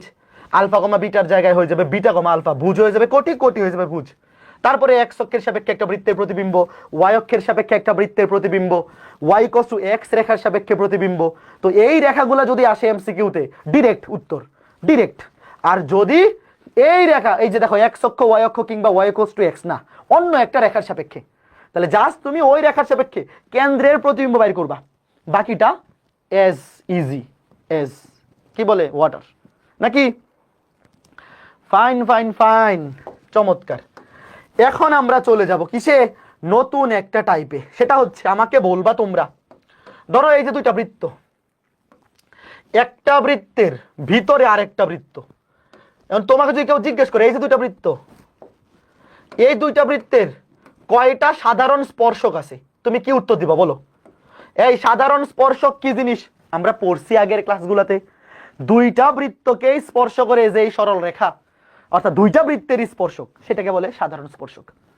তোমাকে যদি কেউ জিজ্ঞেস করে যে এই দুইটা বৃত্ত, একটা বৃত্তের ভিতরে আর একটা বৃত্ত, এদের সাধারণ স্পর্শক কয়টা, উত্তর হচ্ছে 0। এই দুইটা বৃত্তের কোনো সাধারণ স্পর্শক আঁকা সম্ভব না। তুমি একে দেখাতে পারো কিনা? এই যে দুইটা বৃত্ত, ধরো এটার কেন্দ্র এই যে, আর দুইটার কেন্দ্র তো মোটামুটি দেখতে একরকমই লাগতেছে। আচ্ছা, এটা এক হইতে একটু এদিকে সরাই দিই, দাঁড়াও একটু সরাই দিই। ধরো এই যে একটার ভিতরে আর একটা, ধরো এই বড় বৃত্তটার কেন্দ্র হচ্ছে এইটা, আর ছোট বৃত্তের কেন্দ্র এইটা, তাহলে C1 C2, আর ব্যাসার্ধ ধরো R1 R2। তাহলে তোমরা কি একটা জিনিস বুঝতেছো যে এই যে দুইটা বৃত্ত যদি একটার একটার ভিতরে থাকে, যদি একটার একটার ভিতরে থাকে, তাইলে কেন্দ্রদ্বয়ের মধ্যবর্তী দূরত্ব, ধরো দুইটা বৃত্তের কেন্দ্র একটা C1 একটা C2, আর ব্যাসার্ধ R1 R2। কেন্দ্রদ্বয়ের মধ্যবর্তী দূরত্ব C1 C2, ব্যাসার্ধ দুইটার বিয়োগফল, ধরো বড়টা থেকে ছোটটা বিয়োগ, এর চাইতেও ছোট হবে। এই জিনিসটা কি বুঝতেছো? একটা বৃত্ত যদি আরেকটা বৃত্তের ভিতরে থাকে, তাহলে কেন্দ্রদ্বয়ের দূরত্ব ব্যাসার্ধ দুইটার বিয়োগফলের চাইতেও ছোট হবে। বুঝতেছো? মনে করো তোমাকে সমীকরণ দিয়ে দিল, তো সমীকরণ থেকে তুমি কেমনে বুঝবা যে একটা বৃত্ত আরেকটা বৃত্তের ভিতরে আছে? যখন তুমি দেখবা দুইটা বৃত্তের কেন্দ্রদ্বয়ের মধ্যবর্তী দূরত্ব ব্যাসার্ধ দুইটার বিয়োগফলের চাইতেও কম, তার মানে বৃত্তগুলা একটার ভিতরে আরেকটা আছে, এদের কোনো সাধারণ স্পর্শক নাই। লিখো, এদের এমসিকিউতে আসতে পারে, কিন্তু তোমাকে দুইটা সমীকরণ দিয়ে বলবে যে এদের সাধারণ স্পর্শক কয়টি, এদের কোনো সাধারণ স্পর্শক নাই। যখন তুমি দেখবা কেন্দ্রদ্বয়ের মধ্যবর্তী দূরত্ব, কেন্দ্রদ্বয়ের মধ্যবর্তী দূরত্ব ব্যাসার্ধ দুইটার বিয়োগফল, এই চিহ্নটা মানে হচ্ছে বড়টা থেকে ছোটটা বিয়োগ। মনে করো এই বড়টার ব্যাসার্ধ, আমি তোমাকে একটু চিত্রটা এঁকে বোঝাই। ধরো এইটা C1, এইটা C2, এই যে এতটুকু একদম এঁকে বোঝাই, ওয়েট, C1 C2, এই যে। আচ্ছা, এটা কি বুঝতেছো যে কন্ডিশনটা আসলে কি? দেখো C1 থেকে C2 এতটুকু দূরত্ব, এই যে C1 C2 এতটুকু, এখান থেকে এতটুকু এটা হচ্ছে R1, আর এখান থেকে এতটুকু হচ্ছে R2। তোমরা কি দেখে বুঝতেছো যে R1 থেকে তুমি যদি R2 বিয়োগ করে দাও, এই বিয়োগফল করার পরেও যেই অংশটা থাকবে, থাকবে কতটুকু? এতটুকু থাকবে, আর এইখানে একটু থাকবে। যে বিয়োগফলটা কিন্তু দেখো কেন্দ্র দুইটার মধ্যবর্তী দূরত্বর চাইতে একটু সামান্য বেশি।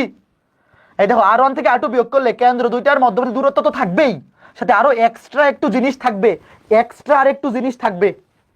তার মানে কেন্দ্রদ্বয়ের মধ্যবর্তী দূরত্বের চাইতে ব্যাসার্ধ দুইটার বিয়োগফল কি হবে? বড় হবে। ব্যাসার্ধ দুইটার বিয়োগফল কি? বড়। এইটা চিত্র না এঁকে জাস্ট তুমি সিম্পলি দেখলেও বোঝা যায়, সিম্পলি দেখলেও বোঝা যায় যে ভাই বিয়োগ করে দিলে কেন্দ্র দুইটার মধ্যবর্তী দূরত্ব তো থাকবেই, সাথে আরো এই যে এখানে এখানে এতটুকু জিনিস এক্সট্রা থাকবে। তার মানে কেন্দ্র দুইটার মধ্যবর্তী দূরত্বের চাইতেও ব্যাসার্ধ দ্বয়ের বিয়োগফল বড় হবে। এবং এই কন্ডিশন হইলে এদের কোনো সাধারণ স্পর্শক থাকবে না। ঠিক আছে, আচ্ছা এরপরে এখন যদি এই রকম হয়, ধরো একটা বৃত্ত এই যে, আর একটা বৃত্ত তার ভিতরে একদম স্পর্শ করেছে, অন্তঃস্পর্শ, এইবার কি হবে বলো তো? আচ্ছা এটার কন্ডিশন কি? এটার কন্ডিশন কিন্তু মনে থাকার কথা। দুইটা বৃত্ত যদি অন্তঃস্পর্শ করে, কন্ডিশন কি? কন্ডিশন হচ্ছে কেন্দ্রদ্বয়ের মধ্যবর্তী দূরত্ব ব্যাসার্ধদ্বয়ের বিয়োগফলের সমান। এইবার হবে সমান R1 মাইনাস R2। এই চিহ্নটা মানে হচ্ছে ডিফারেন্স, বিয়োগফল, তবে বড়টা থেকে ছোটটা বিয়োগ। যদি R1 বড় হয় তাহলে R1 থেকে R2 বিয়োগ, আর যদি R2 বড় হয় তাহলে R2 থেকে R1 বিয়োগ। আচ্ছা এইবার এই যে দুইটা বৃত্ত পরস্পর পরস্পরকে অন্তঃস্পর্শ করছে, এদের কয়টা সাধারণ স্পর্শক থাকবে? উত্তর হচ্ছে একটা। এই যে স্পর্শবিন্দুতে, এই যে স্পর্শবিন্দু, এই স্পর্শবিন্দুতে একটা সাধারণ স্পর্শক থাকবে, একটা সাধারণ স্পর্শক থাকবে। এই যে দেখো, একটা সাধারণ স্পর্শক থাকবে। তাইলে সাধারণ স্পর্শক একটি, সাধারণ স্পর্শক কয়টি? একটি। তাহলে এই কন্ডিশনটার কি নাম? যখন বৃত্ত দুইটা একে অপরকে অন্তঃস্পর্শ করে। আর কন্ডিশন কি? কন্ডিশন তো এটা আমরা জানি যে কেন্দ্রদ্বয়ের মধ্যবর্তী দূরত্ব হবে ব্যাসার্ধদ্বয়ের বিয়োগফলের সমান, বড়টা থেকে ছোটটা বিয়োগফল। ঠিক আছে, ফাইন ফাইন ফাইন, ওকে, আমরা এটা দেখলাম। আচ্ছা এরপরে যদি এইরকম হয়, ধরো এই যে একটা বৃত্ত, এই যে আর একটা বৃত্ত, এটা একটু ছোট করে আঁকি, এইরকম করে আছে। এইবার বলো এইখানে কয়টা, ধরো এটা এই বৃত্তের কেন্দ্র C1, এই বৃত্তের কেন্দ্র C2, বৃত্ত দুইটা একটা এটাকে ছেদ করে আছে, একটা এটাকে কি করে আছে? ছেদ করে আছে। কয়টা সাধারণ স্পর্শক পসিবল? দুইটা। ভেরি গুড, সবাই বুঝতেছে। এই যে দুইটা, একটা উপরের দিকে, একটা উপরের দিকে, আর একটা নিচের দিকে। এই যে আরেকটা নিচের দিকে।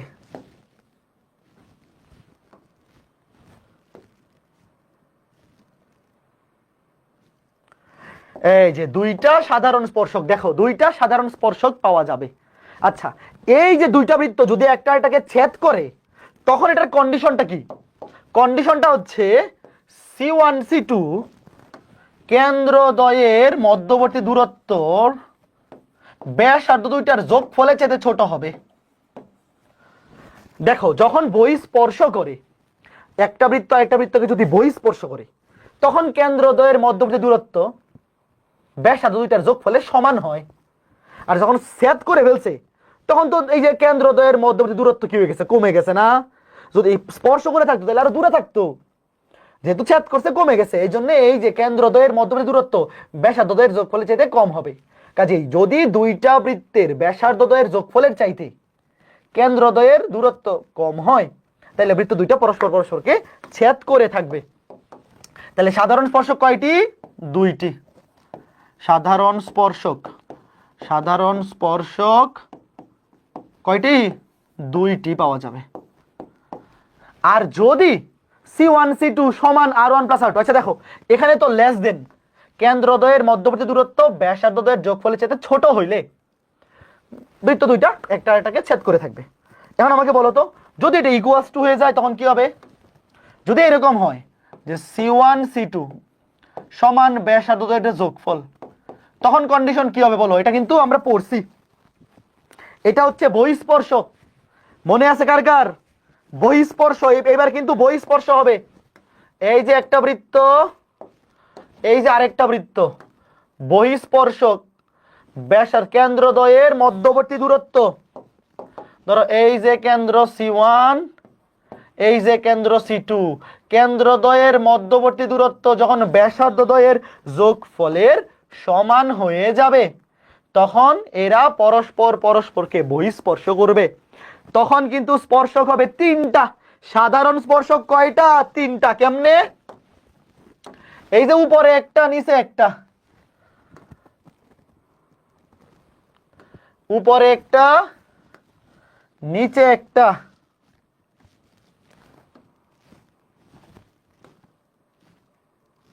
আরেকটা হচ্ছে স্পর্শ বিন্দু দিয়ে, এই যে দাঁড়াও, ওই কেন্দ্রদ্বয়ের মধ্যবর্তী যোগফল এটা বাদ দিয়ে দিই।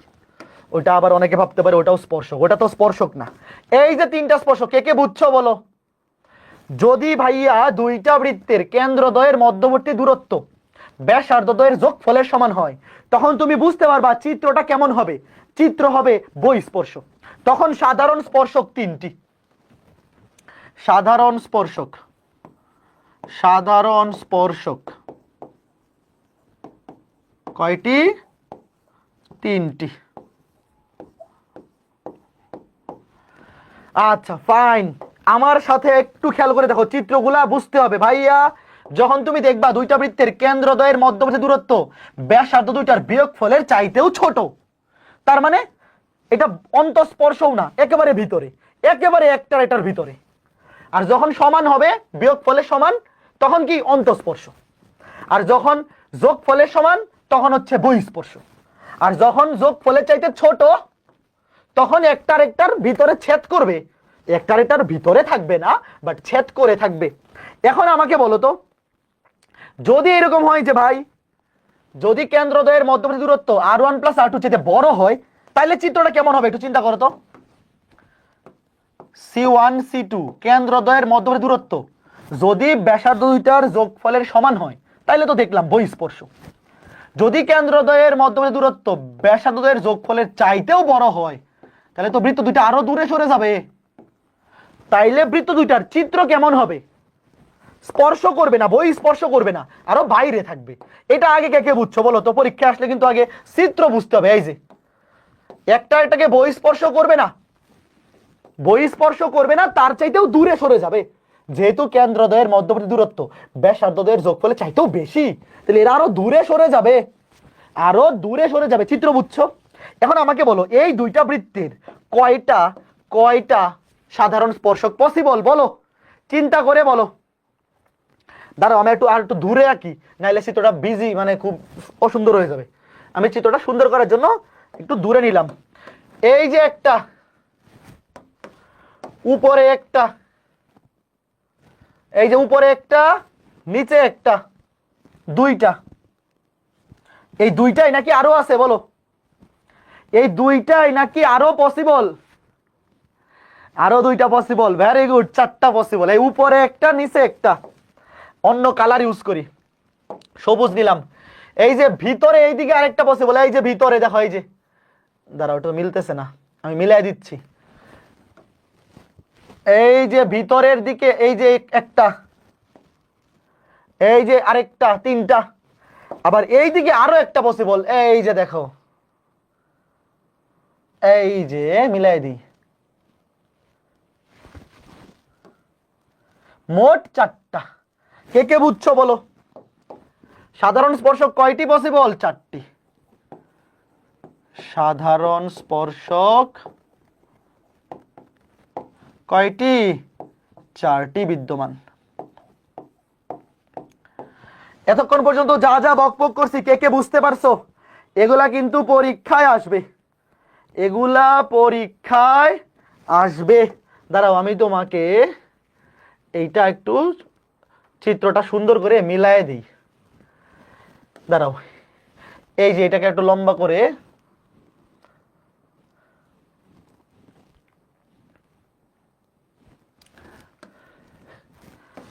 এটাকে একটু লম্বা করে মিলায়ে দিই। দাঁড়াও,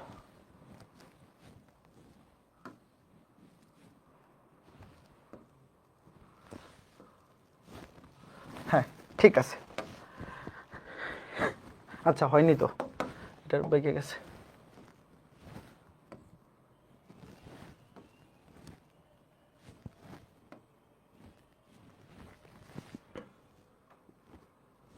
হ্যাঁ দেখো তো, এই যে কন্ডিশনটা, এই যে কন্ডিশনটা খেয়াল করে দেখো,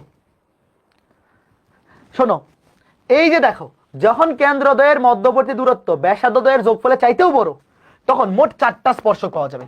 এবং এই যে স্পর্শক দুটা, এই স্পর্শক দুটো আলাদা নাম আছে। এই যে দেখো, বাইরের দিক থেকে স্পর্শ করতেছে, এই স্পর্শগুলোর নাম হচ্ছে সরল সাধারণ স্পর্শক। এই স্পর্শকগুলোর নাম হচ্ছে সরল সাধারণ। এগুলো কিন্তু 9-10-এ ছিল, তোমরা কি পড়ছিলা? বৃত্ত অধ্যায়ে ছিল। এই 9-10-এ যে একটা সম্পাদ্যের অধ্যায় আছে, বৃত্ত না উপপাদ্যের, ওখানে এগুলা ছিল। কে কে পড়ছো? সরল সাধারণ স্পর্শক, এই যে দুইটা স্পর্শক, এদেরকে ইংরেজিতে বলে direct common tangent. Direct common tangent. আর এই যে দুইটা স্পর্শক, এই যে এইটা আর এইটা, এই দুইটার নাম আছে। এই দুইটার নাম কি জানো? এই দুইটার নাম কি? এই দুটার নাম হচ্ছে তির্যক সাধারণ স্পর্শক। তির্যক বানান কেমনে? তির্যক, হ্যাঁ, তির্যক সাধারণ স্পর্শক। এই টাইপটা ইঞ্জিনিয়ারিং ভর্তি পরীক্ষার জন্য ইম্পর্টেন্ট, যে কোনো বছর চলে আসতে পারে। আর ইংরেজিতে বলে transverse common tangent. Transverse common tangent.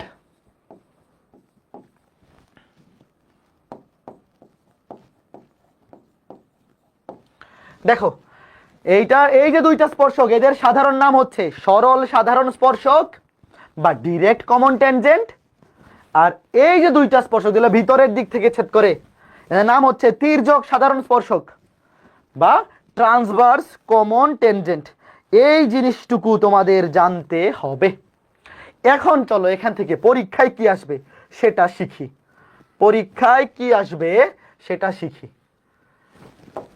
এখন এখান থেকে দুইটা জিনিস তোমাকে জানতে হবে। আমি এগুলো নামগুলো মুছে দিচ্ছি, আগের পেজে তো লেখা আছে। তুমি যদি এই চিত্রটা ভালো মতো আঁকো, এই যে দেখো, দুইটা তির্যক সাধারণ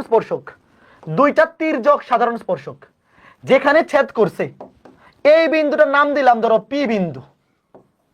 দেখো, দুইটা তির্যক সাধারণ স্পর্শক যেই বিন্দুতে ছেদ করছে, ওটার নাম দিলাম আমরা পি বিন্দু। আর দুইটা সরল সাধারণ স্পর্শক যেই বিন্দু ছেদ করছে, এটা তো ছেদ করতেছে না, একটু দুর্নীতি করে ছেদ করে দিই। দাঁড়াও, দুর্নীতি করে ছেদ করাই মানে একটু বাঁকায় দিই,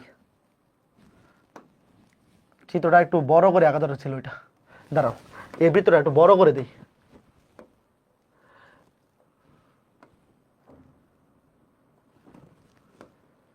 নাহলে একদম ব্ল্যাকবোর্ডের, স্মার্ট বোর্ডের বাইরে গিয়ে মিলবে। আচ্ছা, আপাতত এখন হওয়ার কথা।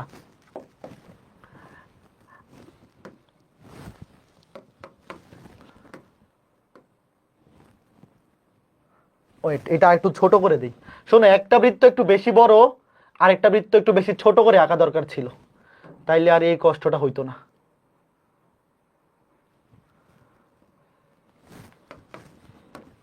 হ্যাঁ, হয়ে গেছে।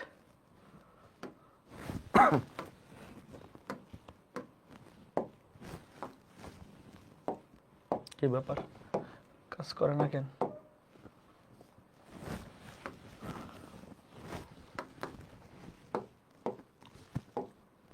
এটা কাজ করে না কেন?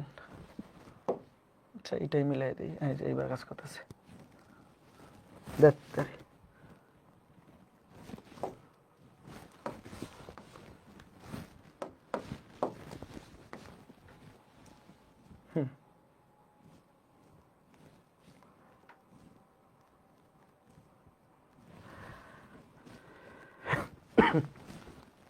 ওকে, এবার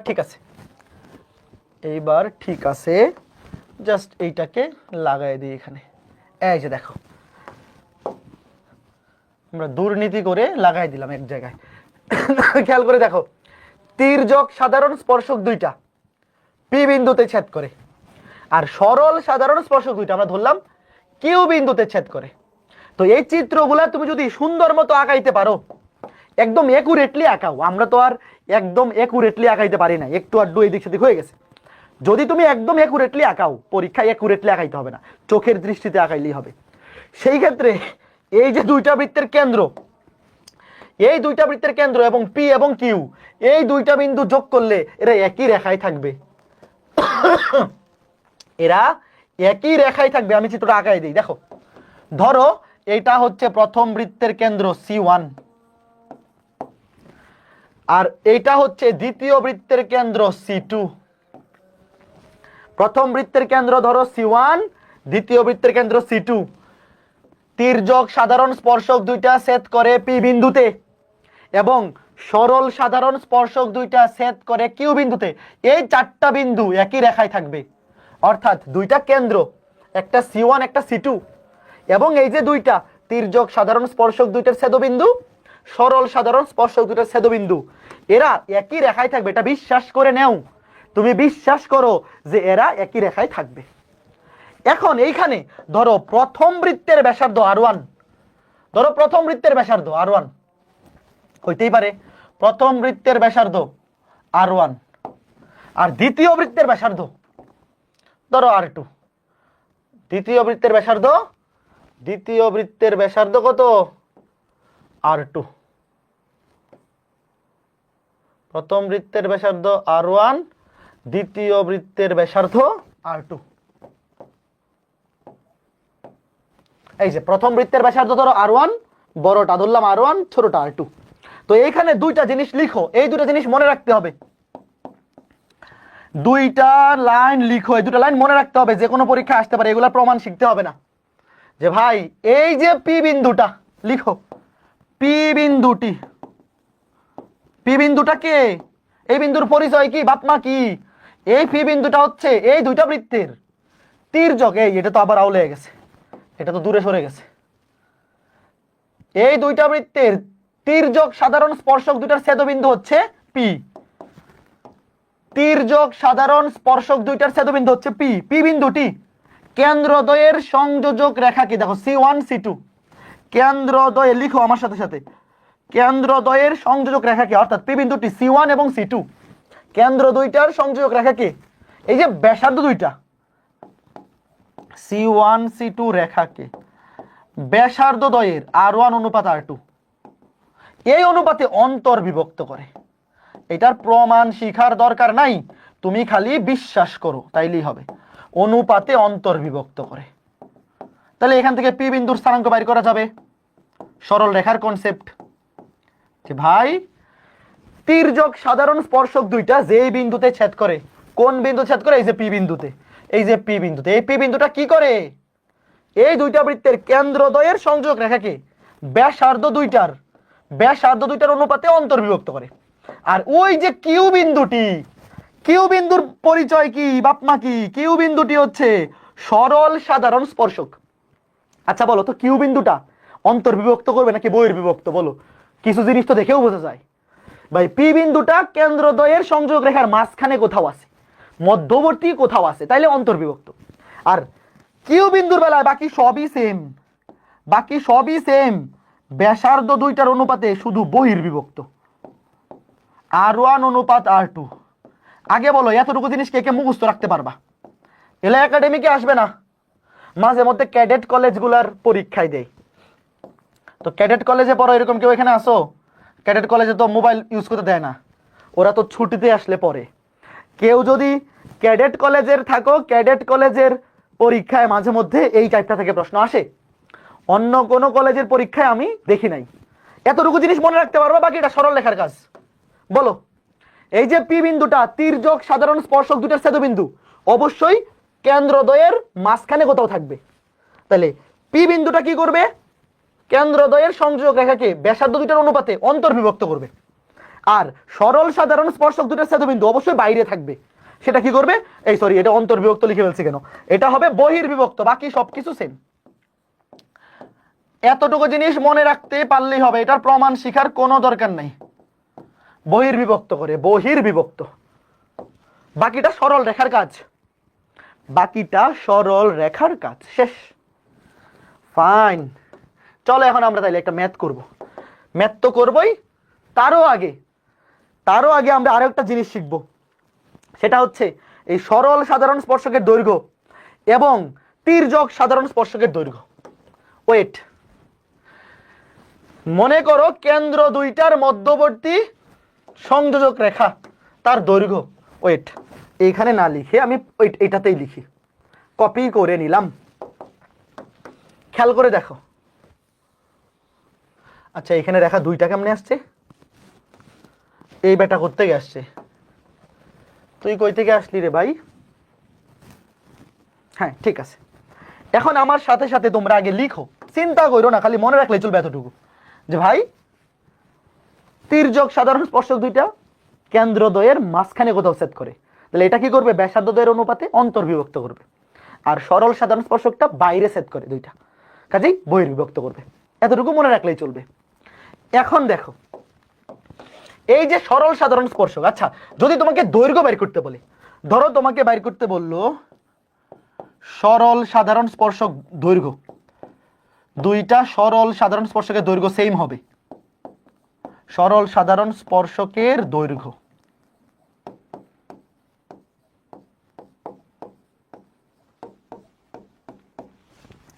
আর তির্যক সাধারণ স্পর্শকের দৈর্ঘ্য। আচ্ছা আগে আমাকে বলো তো এনে কোনটা বড় হবে? তোমার কি মনে হয়, সরল সাধারণ স্পর্শকের দৈর্ঘ্য বেশি হবে নাকি তির্যক সাধারণ স্পর্শকের দৈর্ঘ্য বেশি হবে? আচ্ছা দৈর্ঘ্য কতটুকু? যেই দুইটা বিন্দুতে স্পর্শ করে শুধু অতটুকু, আস্তে ধীরে খেয়াল করে দেখো। ধরো এই যে স্পর্শকটা, এই যে সরল সাধারণ স্পর্শকটা, ধরো এইবার এটা ধরো এ বিন্দু, এই প্রথম বৃত্তকে স্পর্শ করে এ বিন্দুতে আর দ্বিতীয় বৃত্তকে স্পর্শ করে বি বিন্দুতে, তাইলে সরল সাধারণ স্পর্শকের দৈর্ঘ্য হচ্ছে এবি। আর দেখো দুইটা কিন্তু সেম হবে। এই দেখো উপরের দিকে সরল সাধারণ স্পর্শক, এটার দৈর্ঘ্য এই বৃত্তের স্পর্শবিন্দু থেকে এই বৃত্তের স্পর্শবিন্দু দৈর্ঘ্য যতটুকু, নিচের দিকে ধরো এটা ধরলাম এ প্রাইম, ধরো এটা ধরলাম এ প্রাইম বি প্রাইম, এটাও কিন্তু সেম হবে। স্পর্শক সরল সাধারণ স্পর্শক দুইটার দৈর্ঘ্য A B R A prime B prime সমান হবে। এ বি এর দৈর্ঘ্য যত হবে এ প্রাইম বি প্রাইমের দৈর্ঘ্য সেম হবে। আর ধরো তির্যক সাধারণ স্পর্শক গুলা, ধরো এই যে এটাকে স্পর্শ করছে পি, আচ্ছা সরি এটা তো পি তো আগে থেকেই আছে, ধরো A B C D M N, ধরো এটা এম এটা এন, এই যে এম এন কত হবে? আবার এইটা ধরো এইটা এখানে স্পর্শ করছে এম প্রাইম আর এখানে স্পর্শ করছে প্রাইম, অত দূরে কেন, কাছে আয়। হ্যাঁ এখানে স্পর্শ করছে এন প্রাইম, তাহলে এম প্রাইম এবং এম এন তির্যক সাধারণ স্পর্শকের দৈর্ঘ্য এম এন আর এম প্রাইম এন প্রাইম সমানই হবে। তো তোমাদের চিত্র দেখে কি মনে হচ্ছে কোনটা বড় হবে? চিত্র দেখে কি মনে হচ্ছে কোনটা বড় হবে? ভাই সরল সাধারণ স্পর্শকের দৈর্ঘ্য হবে বেশি, চিত্র দেখেই বোঝা যায় সরল সাধারণ স্পর্শক। আমি তোমাকে এখানে বলেই দেই যে ভাইয়া ঘটনা কি, ঘটনা হচ্ছে সবসময় সরল সাধারণ স্পর্শকের দৈর্ঘ্য এবি এর দৈর্ঘ্য এম এন এর চাইতে বেশি হবে, সরল সাধারণ স্পর্শকের দৈর্ঘ্য হবে বেশি। এবং সূত্রটা কি লিখো, সূত্রটা হচ্ছে root over of D square minus R1 minus R2 whole square, এটা মাইনাস না ডিফারেন্স, বড়টা থেকে ছোটটা বিয়োগ, আচ্ছা মাইনাস দিয়ে রাখি, বড়টা থেকে ছোটটা বিয়োগ এত একক। আর তির্যক সাধারণ স্পর্শক সবকিছু সেম, খালি এই ব্যাসার্ধ দুইটার এখানে বিয়োগফল এখানে যোগফল, শেষ। প্লাস R1 এবার যোগফল প্লাস R2। শোনো বিয়োগের সময় অবশ্যই বড়টা থেকে ছোটটা বিয়োগ করবে, এত একক লিখো আগে। এখন কথা হচ্ছে এখানে কার কার পরিচয় কি? শোনো এই যে বিয়োগফল এখানে বিয়োগ এখানে যোগ আর বাকি সবই সেম, এনে বিয়োগ এই এনে R1 মাইনাস R2 হবে, ধুর দুইটা R1 লিখে রাখছি কেন? বিয়োগ করার সময় অবশ্যই বড়টা থেকে ছোটটা বিয়োগ করবা, হ্যাঁ এত একক। এখন কার পরিচয় কি? আমার এই চিত্র অনুযায়ী আমি R1 ধরছি কি, R1 হচ্ছে এই যে প্রথম বড় বৃত্তের, যেহেতু আমি R1 থেকে R2 বিয়োগ করছি তার মানে আমি ধরে নিছি R1 হচ্ছে বড় R2 হচ্ছে ছোট। বড় বৃত্তের ব্যাসার্ধ R1, ছোট বৃত্তের ব্যাসার্ধ R2। বলো তো ডি কি জিনিস? ডি মানে কি? ছোট হাতে ডি কি জিনিস? ছোট হাতের ডি কি? ছোট হাতের ডি হচ্ছে কেন্দ্রদ্বয়ের মধ্যবর্তী দূরত্ব। এই যে C1 থেকে C2, এই দুইটা কেন্দ্রের মধ্যবর্তী দূরত্ব, এটা হচ্ছে ছোট হাতের ডি। C1 C2 লিখলে খারাপ দেখা যায়, C1 C2 খারাপ দেখা যায় লিখলে, এটাকে ছোট করে আমরা ডি ধরে ফেললাম, কেন্দ্রদ্বয়ের মধ্যবর্তী দূরত্ব। তোমরা বাংলায় লিখে রাখতে পারো যে ছোট হাতের ডি কি? ছোট হাতের ডি হচ্ছে কেন্দ্রদ্বয়ের মধ্যবর্তী দূরত্ব। এই দুইটা সূত্র অবশ্যই মুখস্থ রাখবা। আমি একটার প্রমাণ দেখাই দিই, যদি এগুলার প্রমাণ কখনো আসবে না, বাট সূত্র মুখস্থ রাখা কিন্তু ইজি। সরল সাধারণ স্পর্শকের দৈর্ঘ্য হবে বেশি, আর তির্যক সাধারণ স্পর্শকের দৈর্ঘ্য হবে কম। তো দেখো এই যে এখানে বিয়োগ হয়েছে কম জিনিস, R1 - R2 ছোট জিনিস, এখানে বিয়োগ হয়েছে কম জিনিস, এই জন্য এটার মান বেশি। আর এখানে আবার যোগ করতে গিয়ে হইলো ঘটনা কি? আমি কখন কি লিখতেছি বুঝলাম না তো। এটা তো মাইনাস, এটা কখন আবার যোগ হইলো? এটা তো মাইনাসই থাকবে। এখানে ব্যাসার্ধ দুইটা, একবার হবে বিয়োগ, একবার হবে যোগ। এই ঠিক করে লিখো। তোমরা কি এখানে প্লাস লিখে রাখছো? বুঝলাম না, এনে প্লাস করতে গিয়ে আসলো। আচ্ছা, এটা তো একটা পেজে লিখছি, আর কোথাও তো লিখি নাই। এইটা মাইনাসই থাকবে। জাস্ট এতটুকু জিনিস, এতটুকু একবার হবে ব্যাসার্ধ দুইটার বিয়োগফলের সমান, তার উপরে স্কয়ার, আর একবার হবে যোগফলের উপরে স্কয়ার, সেটা বিয়োগ। সবাই ঠিক মতো লিখো। এইটা এলো মাইনাস, এই দুইটাতেই মাইনাস, এখানে একবার বিয়োগ, এখানে একবার যোগ।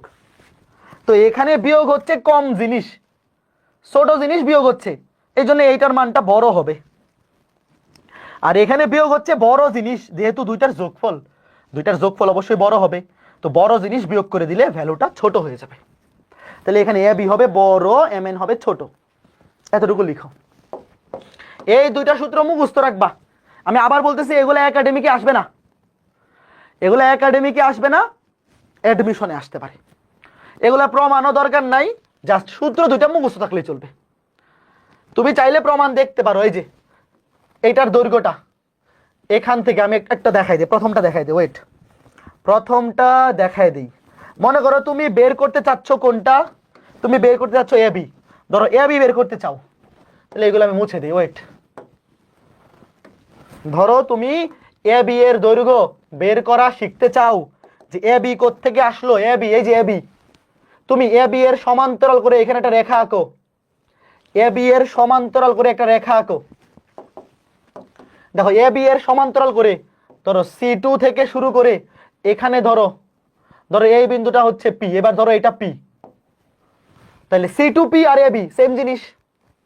দেখো এইবার দেখো, এ বি এর সমান্তরাল করে আমি রেখা আঁকাইছি C2 থেকে পি, তাহলে এ বি যে কথা, C2 থেকে পি একই কথা। তাহলে খেয়াল করে দেখো, এই যে এই পুরা ব্যাসার্ধটা হচ্ছে R1, বড় বৃত্তের ব্যাসার্ধ। এখানে বড় বৃত্তের ব্যাসার্ধ, এই যে পুরা ব্যাসার্ধটা R1, আর শুধুমাত্র এই ব্যাসার্ধটা R2। তাহলে এতটুকু যদি R2 হয়, এতটুকু R2 হবে, এতটুকু হবে R2। তাহলে আমাকে বলো তো এতটুকু কত হবে? এই যে C1 থেকে P, এতটুকু কত হবে? R1 - R2। আমার সাথে কে কে একমত? R1 - R2, এতটুকু কে কে বুঝছো? এই যে C1P,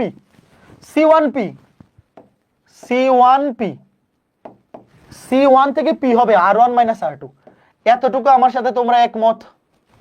তাহলে এখন খেয়াল করে দেখো, এই যে ত্রিভুজটা, এই ত্রিভুজটা হবে একটা সমকোণী ত্রিভুজ। এই ত্রিভুজটা একটা সমকোণী ত্রিভুজ হবে কেন? কারণ ভাইয়া এটা তো লম্ব, এই যে এটা লম্ব, 90 ডিগ্রি।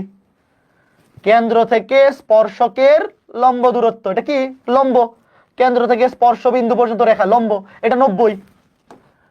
এই দেখো, এই যে এটা যেহেতু 90, তাহলে এটাও 90। এই কে কে বুঝতেছো ভাই? এটা যেহেতু লম্ব, আর আমরা যেহেতু, এই যে দেখো এই রেখাটা যেহেতু লম্ব, আবার আমরা C2P এবি রেখার সমান্তরাল করে আঁকাইছি, তাহলে দেখো এই যে এতটুকু যদি লম্ব হয়, তাহলে এটাও হবে লম্ব, কারণ সমান্তরাল রেখা। তাহলে এই যে ত্রিভুজটা C1 C2P, এটা লম্ব হইলে এটাও লম্ব, তাহলে C1 C2P এই ত্রিভুজটা কেমন ত্রিভুজ? এই ত্রিভুজটা সমকোণী ত্রিভুজ। তাহলে সমকোণী ত্রিভুজে অতিভুজ স্কয়ার, অতিভুজ হচ্ছে C1 C2, অতিভুজ স্কয়ার আচ্ছা এটা থাকুক। অতিভুজ স্কয়ার, অতিভুজ হচ্ছে C1 C2, দেখো অতিভুজ square C1 C2, C1 C2 মানে কি ছোট হাতের ডি, এই C1 C2 কেই তো আমরা ছোট হাতের ডি ধরছি তাই না, তাহলে অতিভুজ স্কয়ার ডি স্কয়ার উপরে লিখি অতিভুজ স্কয়ার, আচ্ছা এটা থাকুক, অতিভুজ স্কয়ার সমান ডি স্কয়ার সমান C1P এটা square R1 - R2 whole square plus এই যে আমার যেটা দরকার C2P, আমার দরকার কি C2P এটার দৈর্ঘ্য, এই যে C2P, C2P যে কথা AB একই কথা, C2P যে কথা AB একই কথা, কে কে বুঝছো বলো, AB স্কয়ার, এই যে তাহলে AB স্কয়ার সমান, বুঝছো কেমনে আসছে, বাট এগুলা খালি মুখস্থ রাখলেই চলবে। সুতরাং AB, এই যে কে কে বুঝছো এবার সত্যি করে বলো তো, এগুলা খালি মুখস্থ রাখলেই চলবে, প্রমাণ না শিখলেও চলবে। R1 - R2 হোল স্কয়ার, এই যে দেখো হুবহু সেম, এই যে এই যে এই যে দৈর্ঘ্য AB সমান এই যে √R D হচ্ছে কেন্দ্রদ্বয়ের মধ্যবর্তী দূরত্ব, D square minus R1 - R2 whole square. আর এইটা তির্যকের বেলায় MN, তির্যকের বেলায় কি হবে, সবই সেম, এখানে ব্যাসার্ধ দুইটার বিয়োগফলের উপরে বর্গ আর বাকি সবই সেম থাকবে, শুধু এখানে ব্যাসার্ধ দুইটার যোগফল হয়ে যাবে, ব্যাসার্ধ দুইটার, এটা নিজেরা ভাষায় প্রমাণ করবা। দেখো আমি একটার প্রমাণ দেখাই দিলাম, একটার প্রমাণ দেখাই দিলাম, বাকি আর একটা নিজেরা করবা, এত একক এত একক, এই বুঝছো, সুন্দর না, এই কঠিন লাগতেছে, এগুলা কঠিন কিছু না, এগুলো পরীক্ষা খালি সূত্রটা মুখস্থ রাখলেই চলবে, ভয় পাওয়ার কিছু নাই, পরীক্ষায় খালি সূত্রটা, দুইটা সূত্র মুখস্থ রাখলেই চলবে, এবং এই দুটো সূত্র মুখস্থ রাখা কিন্তু ইজি, যে ভাই সরল সাধারণ স্পর্শকের দৈর্ঘ্যের বেলায় just R1 - R2 whole square, আর তির্যক সাধারণ স্পর্শকের বেলায় R1 + R2 হোল স্কয়ার, বাকি ফরম্যাট হুবহু সেম, বাকি ফরম্যাট হুবহু সেম। এখানে ছোট হাতের ডি মানে কি, ছোট হাতের ডি মানে কেন্দ্র দুইটার মধ্যবর্তী দূরত্ব, কেন্দ্র দুইটার মধ্যবর্তী দূরত্ব। বলে এতক্ষণ যা কিছু পড়াইছি কে কে বুঝছো, এতক্ষণ যা পড়াইছি, এখন খালি দুইটা ম্যাথ করব, এতক্ষণ যা কিছু পড়াইছি সব কিছু বুঝছো আস্তে ধীরে, কঠিন কিছু না, সরল রেখা পড়া থাকতে হবে, এই ম্যাথটা করার জন্য সরল রেখা পড়া থাকতে হবে। কেন, কারণ এই যে জিনিসটা, এই পুরা জিনিসটা কিন্তু সরল রেখা, এই যে পি বিন্দু C1 C2 রেখাকে R1 অনুপাত R2 এই অনুপাতে অন্তর্বিভক্ত করে, আর কিউ বিন্দু কি করে, বহির্বিভক্ত করে, এটা সরল রেখার ম্যাথ। এখন তো এই জিনিসগুলা এখানে লেখা ছিল, আমি একদম চিত্র এঁকে বোঝাইলাম, এই যে স্লাইডে লেখা ছিল, স্লাইডে এগুলো দরকার নাই, স্লাইডে এগুলো মুছা দেই, এগুলো আমি একদম সুন্দর করে লিখে লিখেই বুঝাইছি তোমাকে, যে এগুলো আর স্লাইডে এই একই জিনিস ডাবল থেকে লাভ নাই, আমরা এক্সপ্লেন করে ফেলছি। হ্যাঁ এখন প্রশ্ন তোলো, আমরা এখন দুইটা ম্যাথ করব, তাইলে আমাদের বৃত্ত শেষ। ভাইয়া ইঞ্জিনিয়ারিং টার্গেট EX নাকি CW কোনটা ভালো হবে? যদি EX পাও তাহলে EX নিও, কারণ তুমি যখন কোনো ইউটিউবে টিউটোরিয়াল দেখতে যাবা সব জায়গায় দেখবা EX এর টিউটোরিয়াল আছে, তো EX পাইলে অবশ্যই EX, নয়তো CW। থাইল্যান্ড থেকে আমাদের জন্য কিছু আনেন নাই? এসেই তো অসুস্থ হয়ে গেলাম, তোমাদের জন্য অনেক বাড়ির কাজ নিয়ে আসছি, এসেই অসুস্থ হয়ে গেছি, এই জন্য আর বাড়ির কাজগুলো দিতে পারি নাই।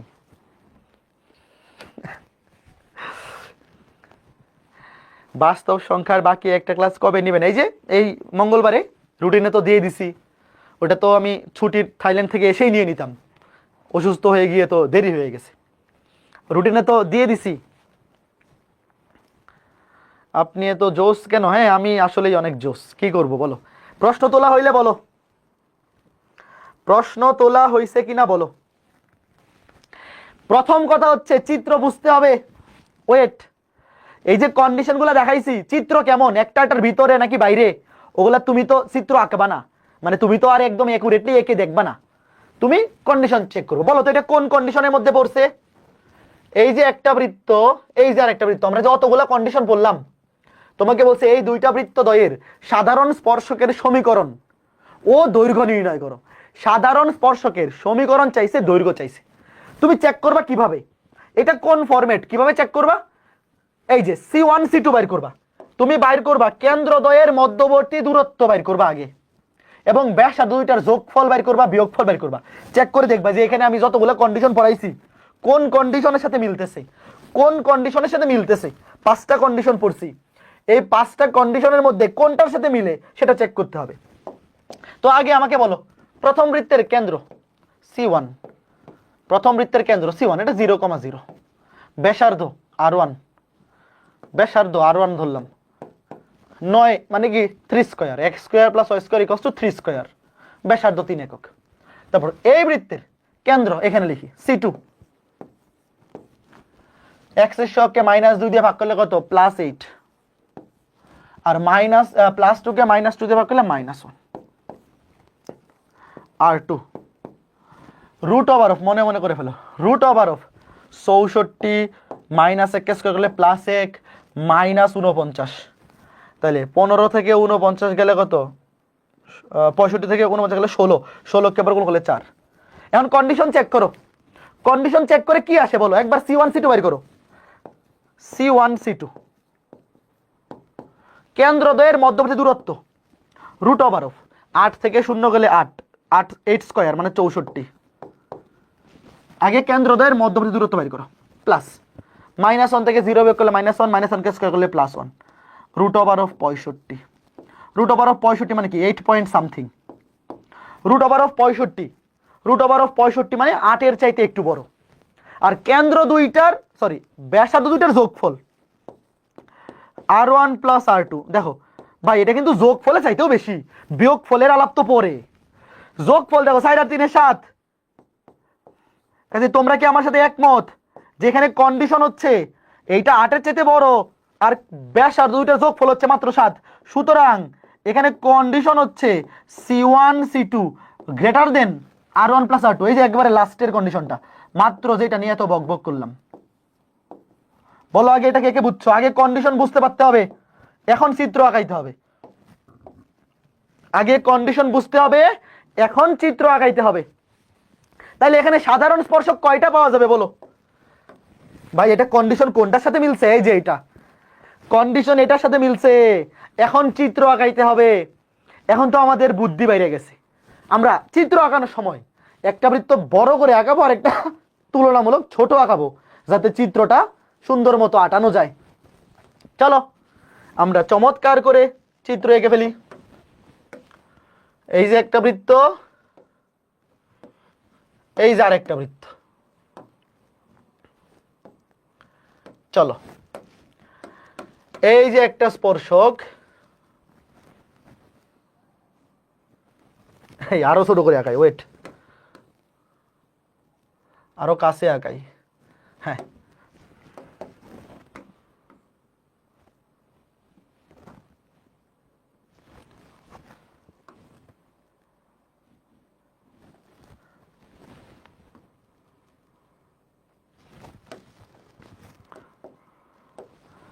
আরেকটা নিচের দিকে,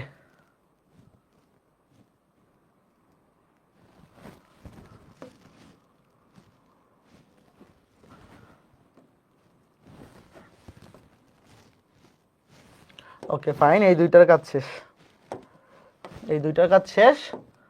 এই দুটোকে একটু ছোট করে দিলে হয়, অথবা থাকুক কোনো সমস্যা নাই, বড় থাকুক। এখন ভিতরের দিকে দুইটা, ধরো এই দুইটাকে অন্য কালার ইউজ করি, সবুজ ইউজ করি। এই যে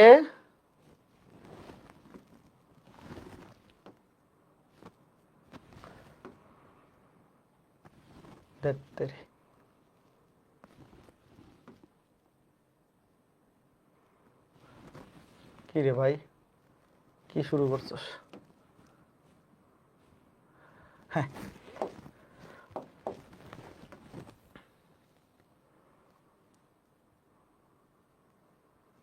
আরেকটা, এই যে এখন দেখো আগে আমরা কেন্দ্রগুলা যোগ করব। ধরো আগে আমরা এটা যোগ করে নিই, এই দুইটা যোগ করবা, তারপরে কেন্দ্র চিহ্নিত করবা, কারণ কেন্দ্রগুলা কিন্তু এই দুইটার এই রেখাটার উপরেই থাকবে। দেখো তির্যক সাধারণ স্পর্শক দুইটার ছেদবিন্দু ধরলাম এটা পি বিন্দু এবং সরল সাধারণ স্পর্শক দুইটার ছেদবিন্দু, ধরলাম এটা কিউ বিন্দু, এই দুইটা বিন্দু আগে যোগ করবা। এই দুইটা বিন্দু যোগ করলে যে রেখাটা হবে, এই রেখার মধ্যেই কিন্তু দুইটা কেন্দ্র থাকবে, এরা একই রেখায়। ধরো এটা কেন্দ্র C1, এটার কেন্দ্র C2।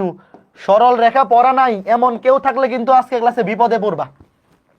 তো ধরলাম এই যে এই বৃত্তের ব্যাসার্ধ R1, এই বৃত্তের ব্যাসার্ধ R1, বড়টার ব্যাসার্ধকে ধরলাম R1। এ বড় কোনটা? এই ওয়েট ওয়েট ওয়েট, আচ্ছা ওয়েট, এটা বড় কোনটা? আমরা যেভাবে ধরছি একটু ওয়েট, দেখো আমরা ঠিকঠাক মতো ধরে, এই না বড় কোনটা?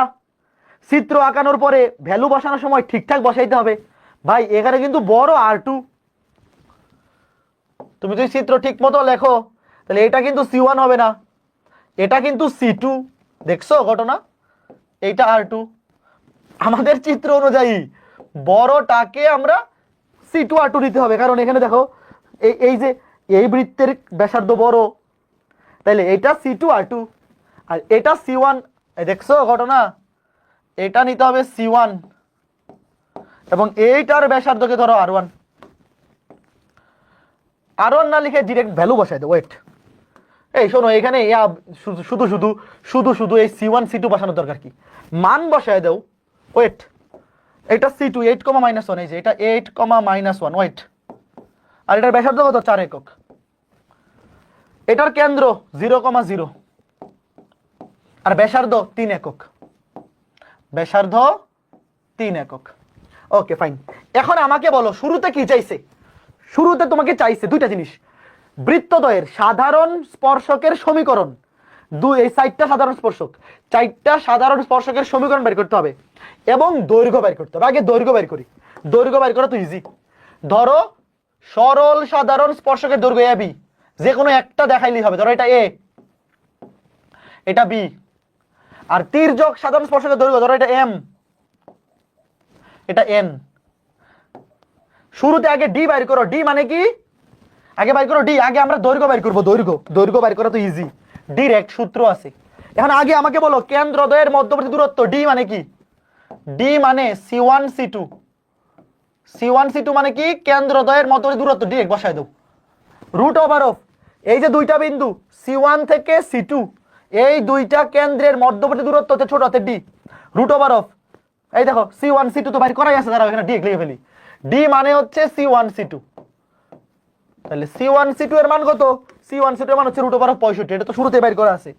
C1 C2 এর মান রুট ওভার অফ 65 একক।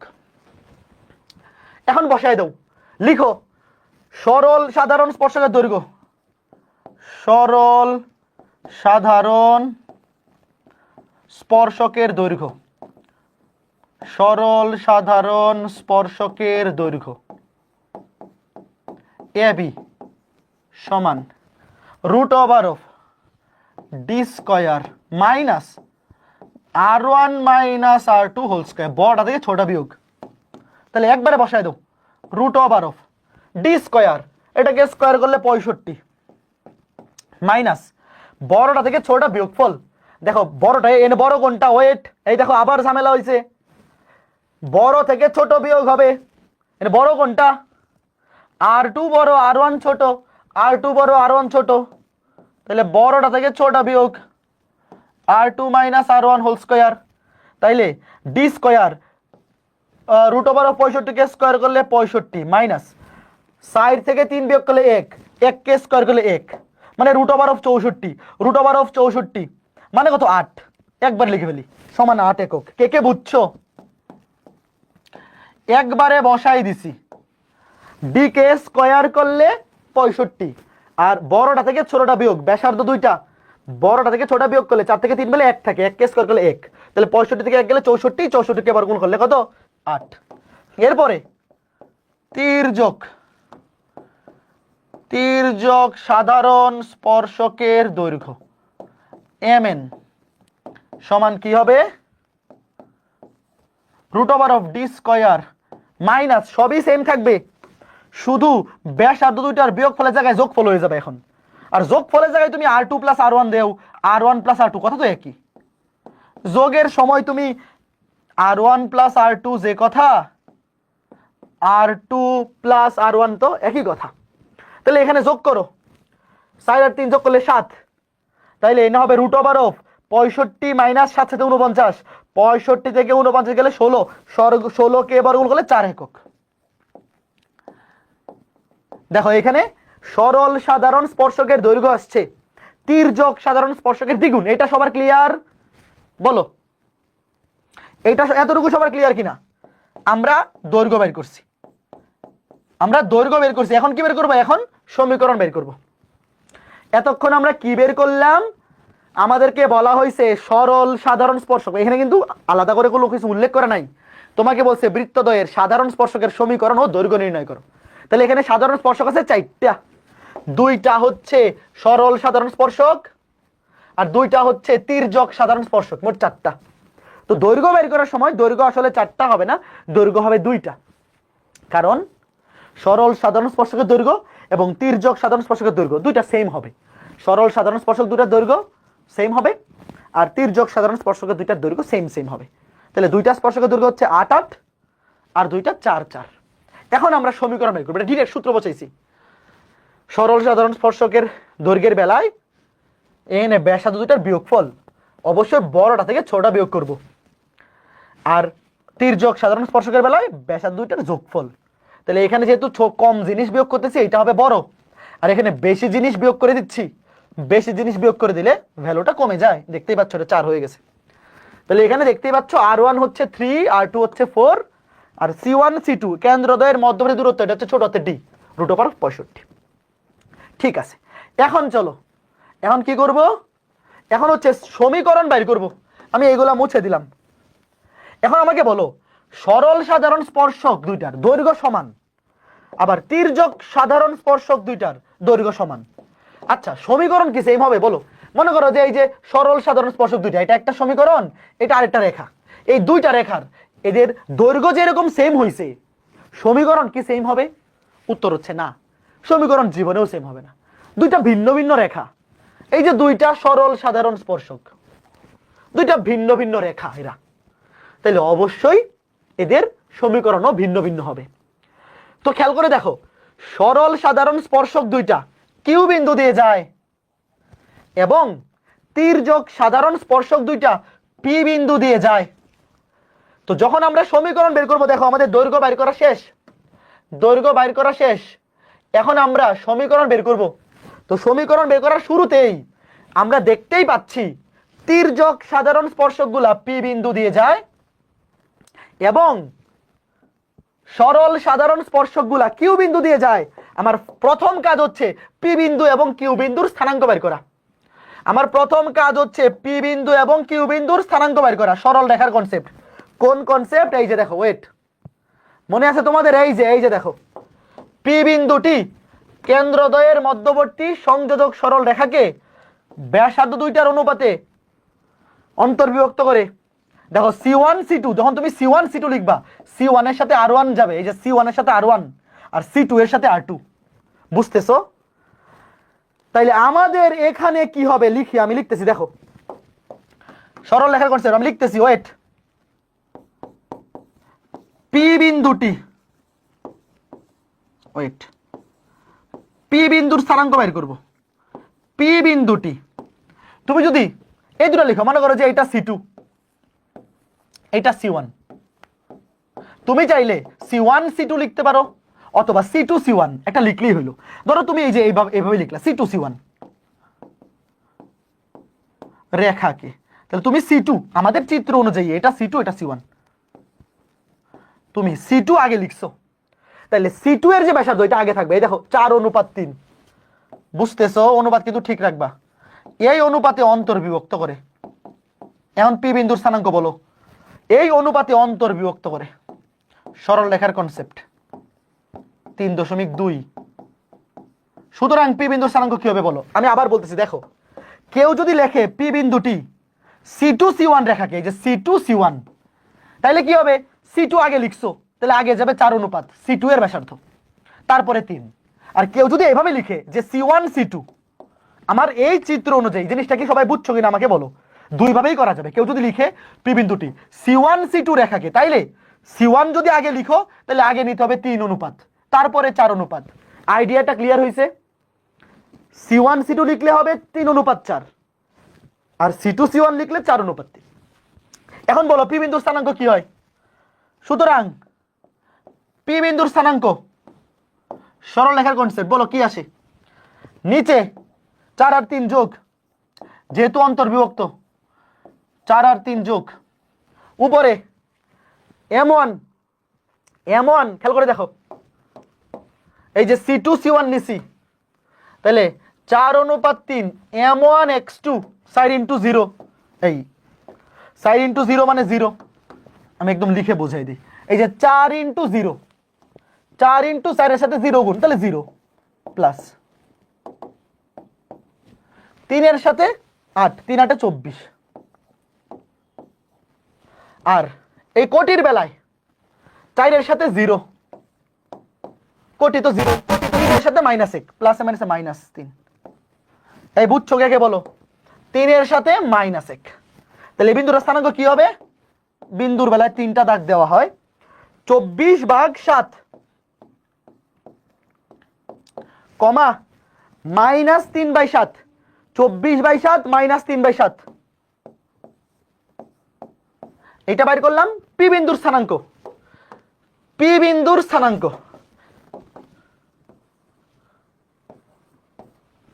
24/7 দূর কমা -3/7 সেম একই ভাবে কপি করে নিলাম। কিউ এর বেলায় কি হবে বলো? কিউ এর বেলায় কিউ বিন্দুটি সবই সেম, শুধু অন্তর্বিভক্তর জায়গায় হয়ে যাবে বহির্বিভক্ত। তাই এই ম্যাথ এখন আর বৃত্তের কিছু না, বাকি পুরাটা এখন সরল রেখার ম্যাথ। বহির্বিভক্ত, আর বহির্বিভক্তের বেলায় প্লাস হয়ে যায় মাইনাস, এটা কে কে জানো? বহির্বিভক্তের বেলায় জাস্ট প্লাস হয়ে যায় মাইনাস, উপরে 0 + 24 এর মাইনাস, উপরে হবে 0 - 24, নিচে 4 - 3, 0 - 24 4 - 3, এটা মাইনাসের জায়গায় হয়ে যাবে প্লাস, 0 - প্লাস, 0 - প্লাস হয়ে যাবে, 0 - +3 হয়ে যাবে, আর নিচে 4 - 3। তাহলে বিন্দুর স্থানাঙ্ক কি হবে বলো? -24 কে 1 দিয়ে ভাগ, তাহলে -24 কমা 3 কে 1 দিয়ে ভাগ, -24,3, -24,3। এতটুকু ক্লিয়ার? ভাই এগুলা কিন্তু পুরাটাই সরল লেখার মেথ, এনে বৃত্তের কিছু নাই, পুরাটাই সরল লেখার কনসেপ্ট, যা কিছু করব এখন। আচ্ছা ঠিক আছে, এখন আমাকে বলো, আমি কিউ বিন্দুর স্থানাঙ্কটা এখানে বসাই হলো মুইছা দিই। কিউ বিন্দুর স্থানাঙ্ক -24, কিউ বিন্দুর স্থানাঙ্ক -24,3, -24,3, এখন এগুলো মুইছা দিচ্ছি। আচ্ছা ওটা থাকুক, আর একটা পেজে গিয়ে মুছি। এখন আমাকে বলো, আমি কি বলতে পারি সরল সাধারণ স্পর্শকের সমীকরণ? আগে সরল গুলাই বের করি। সরল সাধারণ স্পর্শকের সমীকরণ আমি কি বলতে পারি যে সরল সাধারণ স্পর্শক দুইটা এই কিউ বিন্দু দিয়ে যায়? আমার সাথে কে কে একমত বলো? তোমাদের কি মনে আছে এরকম ম্যাথ আমরা করছিলাম? একটু ঠান্ডা মাথায় চিন্তা করো। এই যে একটা বৃত্ত, তুমি এই বৃত্তটা চিন্তা করো, দুইটা বৃত্তের মধ্যে যে কোনো একটা বৃত্ত চিন্তা করো। এই বৃত্তের বহিস্থ একটা বিন্দু হচ্ছে কিউ, এই বৃত্তের বহিস্থ বিন্দু থেকে বৃত্তে অঙ্কিত স্পর্শক দ্বয়ের সমীকরণ শেষ। এখন এটা কোন টাইপ? এটা আরেকটা ম্যাথ। এখন বৃত্তের বহিস্থ কোনো বিন্দু থেকে বৃত্তে অঙ্কিত দুইটা স্পর্শকের সমীকরণ কার কার মনে আছে? এটা কিন্তু বাড়ির কাজ দিয়ে দেওয়া যায়। ভাইয়া তুমি এই বৃত্তটা চিন্তা করো, এইটা বড়টা বাদ, তুমি মনে করো এইটা। আমি তোমাকে বললাম এই বৃত্তের বহিস্থ বিন্দু হচ্ছে এইটা, এই বিন্দু থেকে এই বৃত্তে অঙ্কিত এই যে দুইটা স্পর্শকের সমীকরণ বাইর করো। কেমনে বাইর করবা? লিখবা ধরি নির্ণেয় স্পর্শকের ঢাল এম, নির্ণেয় স্পর্শকের ঢাল এম, মনে আছে? তাহলে সরল সাধারণ স্পর্শকের সমীকরণ হবে y - y1, y - 3 y minus y one সমান ঢাল এম ইন্টু এক্স মাইনাসে প্লাস 24। শুধু এম এর মান বের করতে পারলেই কাজ শেষ, এম এর মান বের করতে পারলেই কাজ শেষ। এম এর মান কেমনে বের করব? সুন্দর বানাই, m x minus y plus 24m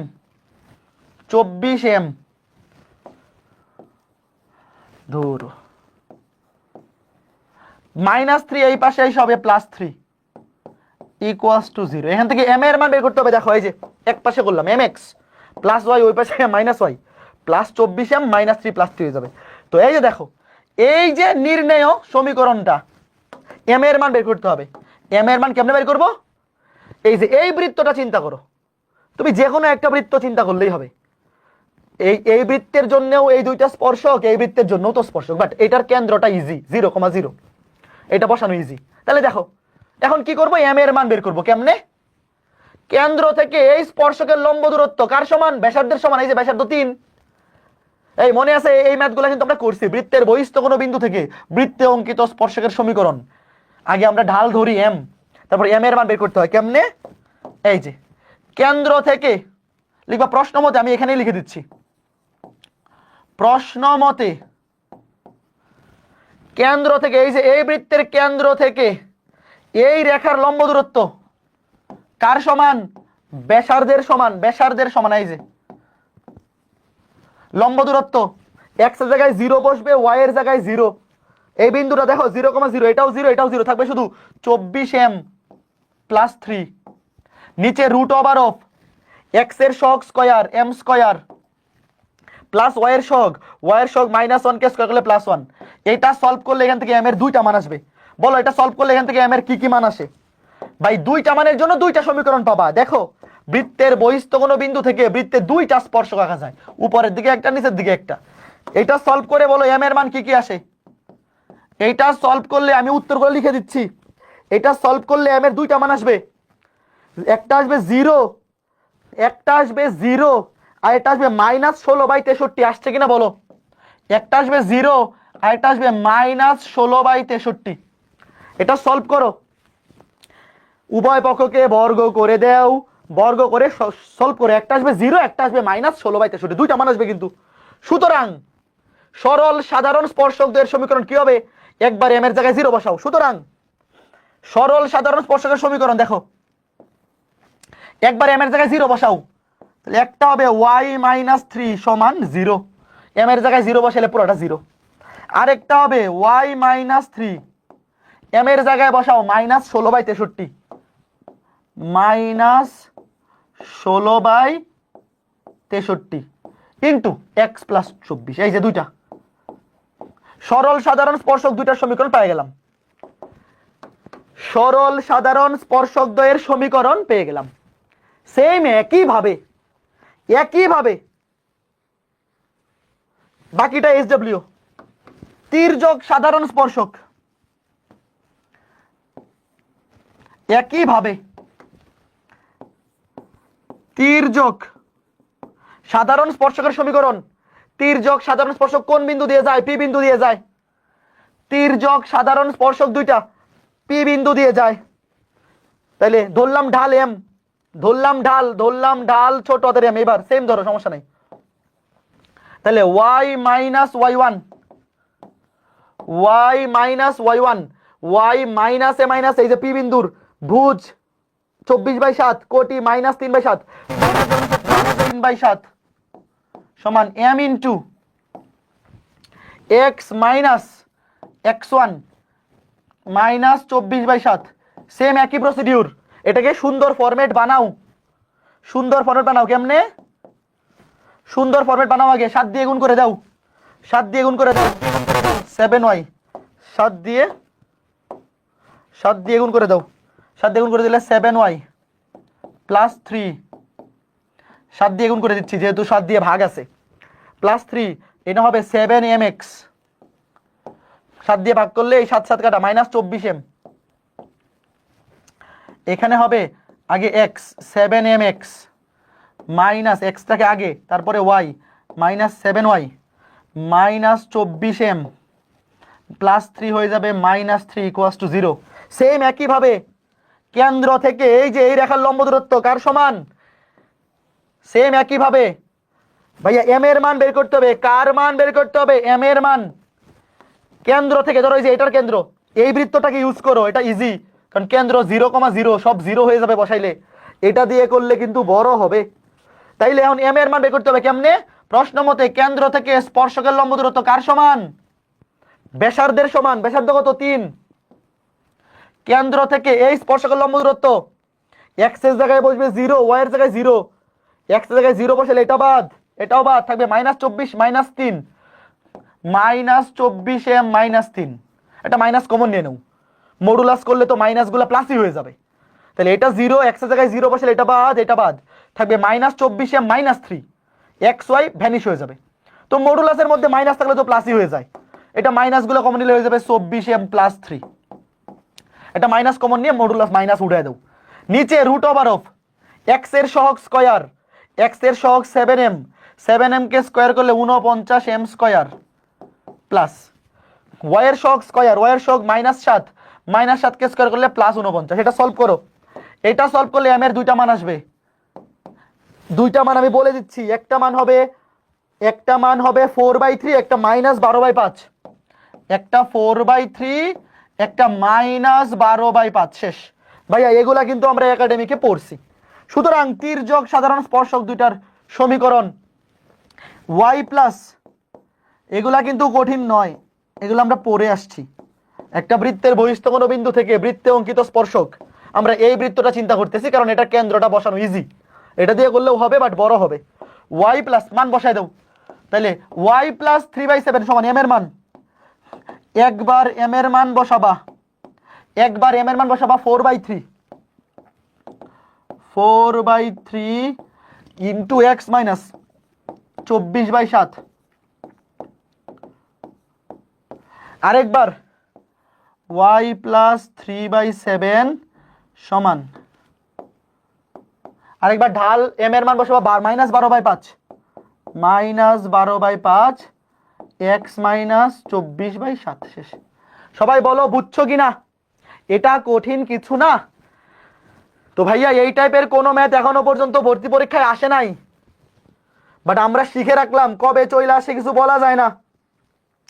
এই টাইপের কোনো প্রশ্ন এখনো পর্যন্ত ভর্তি পরীক্ষায় আসে নাই, এটা হচ্ছে আশার বাণী। এখনো পর্যন্ত আসে নাই, বাট যদি কোনোভাবে চলে আসে এই জন্য আমরা পড়ে রাখলাম। বলো তো ইজি না? তাহলে সেম টাইপের একটা ম্যাথ বাড়ির কাজ দিয়ে দিব, তাহলে এই ক্লাস শেষ। আমি একটা ম্যাথ করে দিলাম। এই আমরা কঠিন কিছু পড়ছি? সহজ জিনিসই তো, খালি অনেকগুলা জিনিস একসাথে মিক্স করা। ইঞ্জিনিয়ারিং ভর্তি পরীক্ষায় এই টাইপের প্রশ্ন এখনো পর্যন্ত আসে নাই, কারণ একটু বড়, বেশি বড়, তো বেশি বড় পরীক্ষায় আসে না, বাট আসতে পারে। কখন? মনে করো পরীক্ষায় তোমার কাছে চাইলো শুধু সরল সাধারণ স্পর্শকের সমীকরণ। শোনো, সবকিছু শিখে রাখবা। কেন? অনেকে ভাবতে পারো ভাই এত বড় ম্যাথ বইতে আসবে না, কথা সত্য। এত বড় আসলো না, তোমার কাছে শুধু একটা চাইলো, তোমার কাছে চাইলো যে শুধু সরল সাধারণ স্পর্শকের সমীকরণ অথবা শুধু তির্যক সাধারণ স্পর্শকের সমীকরণ, দুইটার মধ্যে যে কোনো একটা তো চাইতেই পারে। এখন তুমি যদি পুরা ম্যাথের প্রসিডিউরই না জানো, তাইলে তো একটা আসলেও পারবা না। এই জন্য আমাদের শিখে রাখতে হবে। তো এখন এই যে এটা SW শেষ, সেম প্রশ্ন, আমি উত্তরগুলো বলে দিচ্ছি। স্পর্শকগুলোর সংখ্যা এবং সমীকরণ, এটা ঘটনা সেম। শোনো, এখানে দৈর্ঘ্য চাই নাই, এখানেও কন্ডিশন আসবে এটা। তাহলে মানে আগের ম্যাথটার মতোই। আগে বলো এখানে সংখ্যা চাইছে, সংখ্যা কয়টা হবে? কন্ডিশনে যে এটা আসবে, তাহলে স্পর্শকগুলোর সংখ্যা কয়টা হবে? 4টা হবে। স্পর্শকগুলোর সংখ্যা কয়টা হবে? স্পর্শকগুলোর সংখ্যা হবে 4টি। তুমি লিখে দিতে পারো, 2টা হবে সরল সাধারণ স্পর্শক আর 2টা হবে তির্যক সাধারণ স্পর্শক। তারপরে তোমার কাছে সমীকরণ চাইছে, আমি এখানে একদম বলে দেই উত্তরগুলা। পি বিন্দুর স্থানাঙ্ক আসবে -3/4, -1। তোমরা উত্তর মিলাবা, সেম প্রসিডিউর। আগে পি এর স্থানাঙ্ক এবং কিউ এর স্থানাঙ্ক বের করবা। কিউ আসবে 3/2, 2, তুমি তো যে কোনো একটাকে পি আর যে কোনো একটাকে কিউ ধরতে পারো। আমরা নর্মালি এই যে তির্যক সাধারণ স্পর্শক দুইটা যে বিন্দুতে ছেদ করে সেটাকে আমরা পি ধরছি, তাই না? এই যে তির্যক সাধারণ স্পর্শক দুইটা যে বিন্দুতে ছেদ করে ওটাকে আমরা ধরছি পি, আর সরল সাধারণ স্পর্শক দুইটা যে বিন্দুতে ছেদ করে ওদেরকে আমরা ধরছি কিউ। তো ওই অনুযায়ী আমি উত্তরগুলা লিখে দিচ্ছি। পি বিন্দুর স্থানাঙ্ক আসবে, তোমরা প্রশ্নটা তুলে নাও। এটা SW -3/4, -1, 3/2, 2। তাইলে তির্যক সাধারণ স্পর্শকগুলোর সমীকরণ হবে এইটা, y + 1 -7, দেখো y -7 +1 সমান m ইন্টু x -7 +3/4, x -7 +3/4। এখান থেকে m এর মান বের করতে হবে, m এর মান বলে দিচ্ছি। আর এইটা সরল সাধারণ স্পর্শকের সমীকরণ হবে y - 2 সমান m ইন্টু x মাইনাস কোড ভুজ x -3/2। এখান থেকে m এর দুইটা মান আসবে,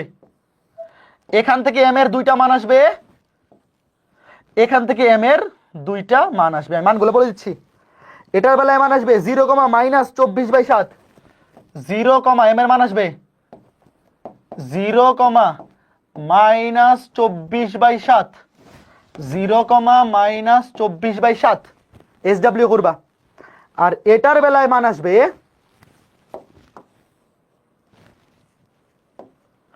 একটা হবে 12+, এটা দশমিকেও আসতে পারে, তোমার যেভাবে আসে কোনো সমস্যা নেই। 12 + 2√21/5, 12 + 2√21। তুমি যদি একদম ঠিকঠাক মতো বসাও তাহলে এরকম ভ্যালু আসবে। একটা হবে 12 + 2√21/5, আর একটা মাঝখানে মাইনাস। কেউ যদি দশমিকে বাইর করে বসায় দেও কোনো সমস্যা নাই, এই যে দুইটা মান বাইর করাটাই মুখ্য বিষয়, কোনো অসুবিধা নাই। শেষ। হাউসওয়াইফ বলো তো, সুন্দর একটা টাইপ শিখলাম না? এখনো পর্যন্ত এই টাইপের কোনো প্রশ্ন পরীক্ষাগুলোতে আসে নাই, বাট এটা কিন্তু আমাদের সিলেবাসে আছে। তুমি কিন্তু এই জিনিসটাকে সিলেবাসের বাইরে বলতে পারবে না। আমাকে বলো তো, আমরা এমন কিছু সিলেবাসে নাই? এগুলো তো 9 10-এই আছে। সরল সাধারণ স্পর্শক, তির্যক সাধারণ স্পর্শক 9 10-এই আছে, বাট এই টাইপগুলো নর্মালি ক্লাসে করাই না, 24 ব্যাচের ক্লাসে করাই নাই, তোমাদের করাই দিলাম। বলো তো বুঝছো কিনা? R1 আর R2 স্কয়ার করে দিব আগে পরে। শোনো, এখানে সমস্যা নাই। রবিউল ইসলাম একটা কথা বলছে যে ভাই এখানে তো R1 - R2 স্কয়ারই করে দিচ্ছি, এই যে এখানে তো স্কয়ারই হচ্ছে, তাইলে বড় থেকে ছোট কিংবা ছোট থেকে বড় বিয়োগ করা তো কোনো সমস্যা নাই, কথা সত্য। বাট আসলে তো জিনিসটা বড় থেকে ছোট বিয়োগ, তাই না? নর্মাল লজিক কি? শোনো, যখন হোল স্কয়ার থাকতেছে তখন তো আসলে মাঝখানে তুমি বড় থেকে ছোট বিয়োগ করলেও সেটা স্কয়ার করলে পজিটিভ হবে, ছোট থেকে বড় বিয়োগ করলেও পজিটিভই হবে। ঘটনা তো সেম, কোনো সমস্যা নেই, উত্তর তো মিলবে। বাট আসলে জিনিসটা কি? সত্য মানে সত্য তো সত্যই, মেইন জিনিস তো বড়টা থেকে ছোটটা বিয়োগ, বুঝছো? এই জন্য। বাট কেউ যদি ছোট থেকে বড় বিয়োগ করে দেয় কোনো সমস্যা নাই, কারণ স্কয়ার করলে সেটা পজিটিভই হয়ে যাবে। বলো আজকে ক্লাসটা সবাই বুঝছো কিনা? আজকে ক্লাসটা কে কে বুঝতে পারছো বলো? কঠিন কিছু না, আমরা শিখে রাখলাম। কারণ যদি কোনো ভর্তি পরীক্ষায়, বুয়েট ভর্তি পরীক্ষায় ধরো চলে আসলো একই সাথে সরল সাধারণ স্পর্শক এবং তির্যক সাধারণ স্পর্শক দুইটার সমীকরণ বের করতে দেয় না, বিশাল বড় হয়ে যাবে দিলে। তোমাকে হয় শুধু সরল সাধারণ স্পর্শক বের করতে বলতে পারে, অথবা শুধু তির্যক সাধারণ স্পর্শক বের করতে বলতে পারে। হ্যাঁ ঠিক আছে প্রসন্ন শর্মা, সবাই ভালো থাকো, সুস্থ থাকো। তাহলে সোমবার থেকে আমাদের কোন অধ্যায় শুরু হবে? আজকে ক্লাসের পর আলাদা কোনো বাড়ির কাজ নাই, কারণ আজকে যা পড়াইছি এগুলা আলাদা করে কিছু লাগবে না, শুধু ক্লাসে যা করাইছি তাই এনাফ।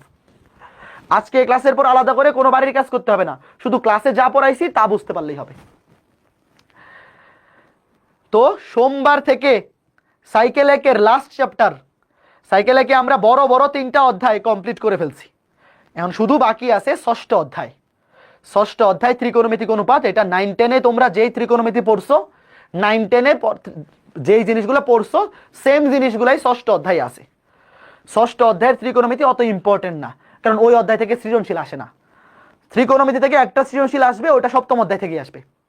ষষ্ঠ অধ্যায় থেকে বড় জোর ক নাম্বারের প্রশ্নটা, মাঝে মধ্যে একটা পুরা সৃজনশীলের শুধু ক নাম্বারের প্রশ্নটা ষষ্ঠ অধ্যায় থেকে আসে। তো ষষ্ঠ অধ্যায়টা আমি 4 ক্লাস লাগবে পড়াবো, আগামী 2 সপ্তাহের মধ্যে শেষ। তারপরে সাইকেল 2 এর ক্লাস শুরু হয়ে যাবে, আর সাইকেল 4 কমপ্লিট হয়ে যাবে আগামী মাসে, তখন সাইকেল 3 শুরু হয়ে যাবে। অর্থাৎ সাইকেল 4 শেষ হলে আমাদের শুধু ফার্স্ট পেপারই চলতে থাকবে, আর সাইকেল 5 এবং 6 তো আর্কাইভ ক্লাস দেওয়া আছেই।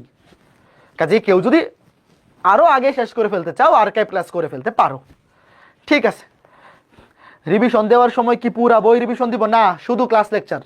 রিভিশন দেওয়ার সময় শুধু ক্লাস লেকচার দেখলেই হবে, আর প্র্যাকটিস শিটটা সলভ করতে পারো। আগে সলভ করা থাকলে খালি একবার রিভিউ করে যাবা। হ্যাঁ ঠিক আছে তাসনোভা, সবাই ভালো থাকো, সুস্থ থাকো।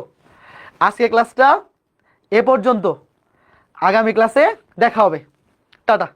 মেগা এক্সামে 90 থেকে 100 পাই, এর বেশি পাই না, কোনো সমস্যা নাই। মেগা এক্সামে যা পাবা তাই বোনাস। তোমরা উইকলি এক্সাম টার্গেট করো। মেগা এক্সামের প্রশ্ন ইচ্ছাকৃতভাবেই কঠিন করা হয়। তোমার মেগা এক্সামে টপ না করতে পারলে মন খারাপ করার কোনো কারণ নাই, বাট এক্সামগুলো অ্যাটেন্ড করবা। তোমার কাজ হচ্ছে প্রিপারেশন নেওয়া। তুমি পরীক্ষায় খারাপ করছো তার মানে এই না যে তোমার প্রিপারেশনটা নষ্ট হয়ে গেছে। তুমি একটা অধ্যায় মেগা এক্সাম অ্যাটেন্ড করার আগে ওই অধ্যায়টা ভালো মতো কমপ্লিট করে আসবা। তারপরে মেগা এক্সামে খারাপ হইলেও মন খারাপ করার কোনো কারণ নাই। উইকলি এক্সামগুলোতে পারতেছো কিনা এটাই ম্যাটার করে। ঠিক আছে, ঠিক আছে। একাডেমিক স্ট্যান্ডার্ড প্রশ্ন উইকলি এক্সামগুলো পারলেই পারবা তুমি। তো ঠিক আছে, সবাই ভালো থাকো, সুস্থ থাকো। হ্যাঁ, লেকচার স্লাইড তো ক্লাস শেষ হওয়ার পরেই দিয়ে দিব। এই ফেসবুকের কমেন্ট পড়ি তো। সবাই ভালো থাকো, সুস্থ থাকো। আগামী ক্লাসে দেখা হবে সোমবারে। নতুন অধ্যায় শুরু হচ্ছে এবং সাইকেল 1-এর লাস্ট অধ্যায়, মাত্র 4 ক্লাস লাগবে, তারপরে আমরা সাইকেল 2-এ চলে যাব। তো ঠিক আছে, সোমবারে দেখা হবে নতুন অধ্যায়ের ক্লাসে। টাটা। হ্যাঁ, হ্যাপি নিউ ইয়ার। আমাদের নেক্সট ক্লাস তো নববর্ষের দিন, মানে নিউ ইয়ারের দিন। তো নতুন বছর শুরুই হবে অভিপ্রায়ের ক্লাস দিয়ে। ঠিক আছে, তো হ্যাপি নিউ ইয়ার। ভালো থাকো। জানুয়ারির 1 তারিখে নতুন অধ্যায়ের ক্লাসে দেখা হবে। টাটা।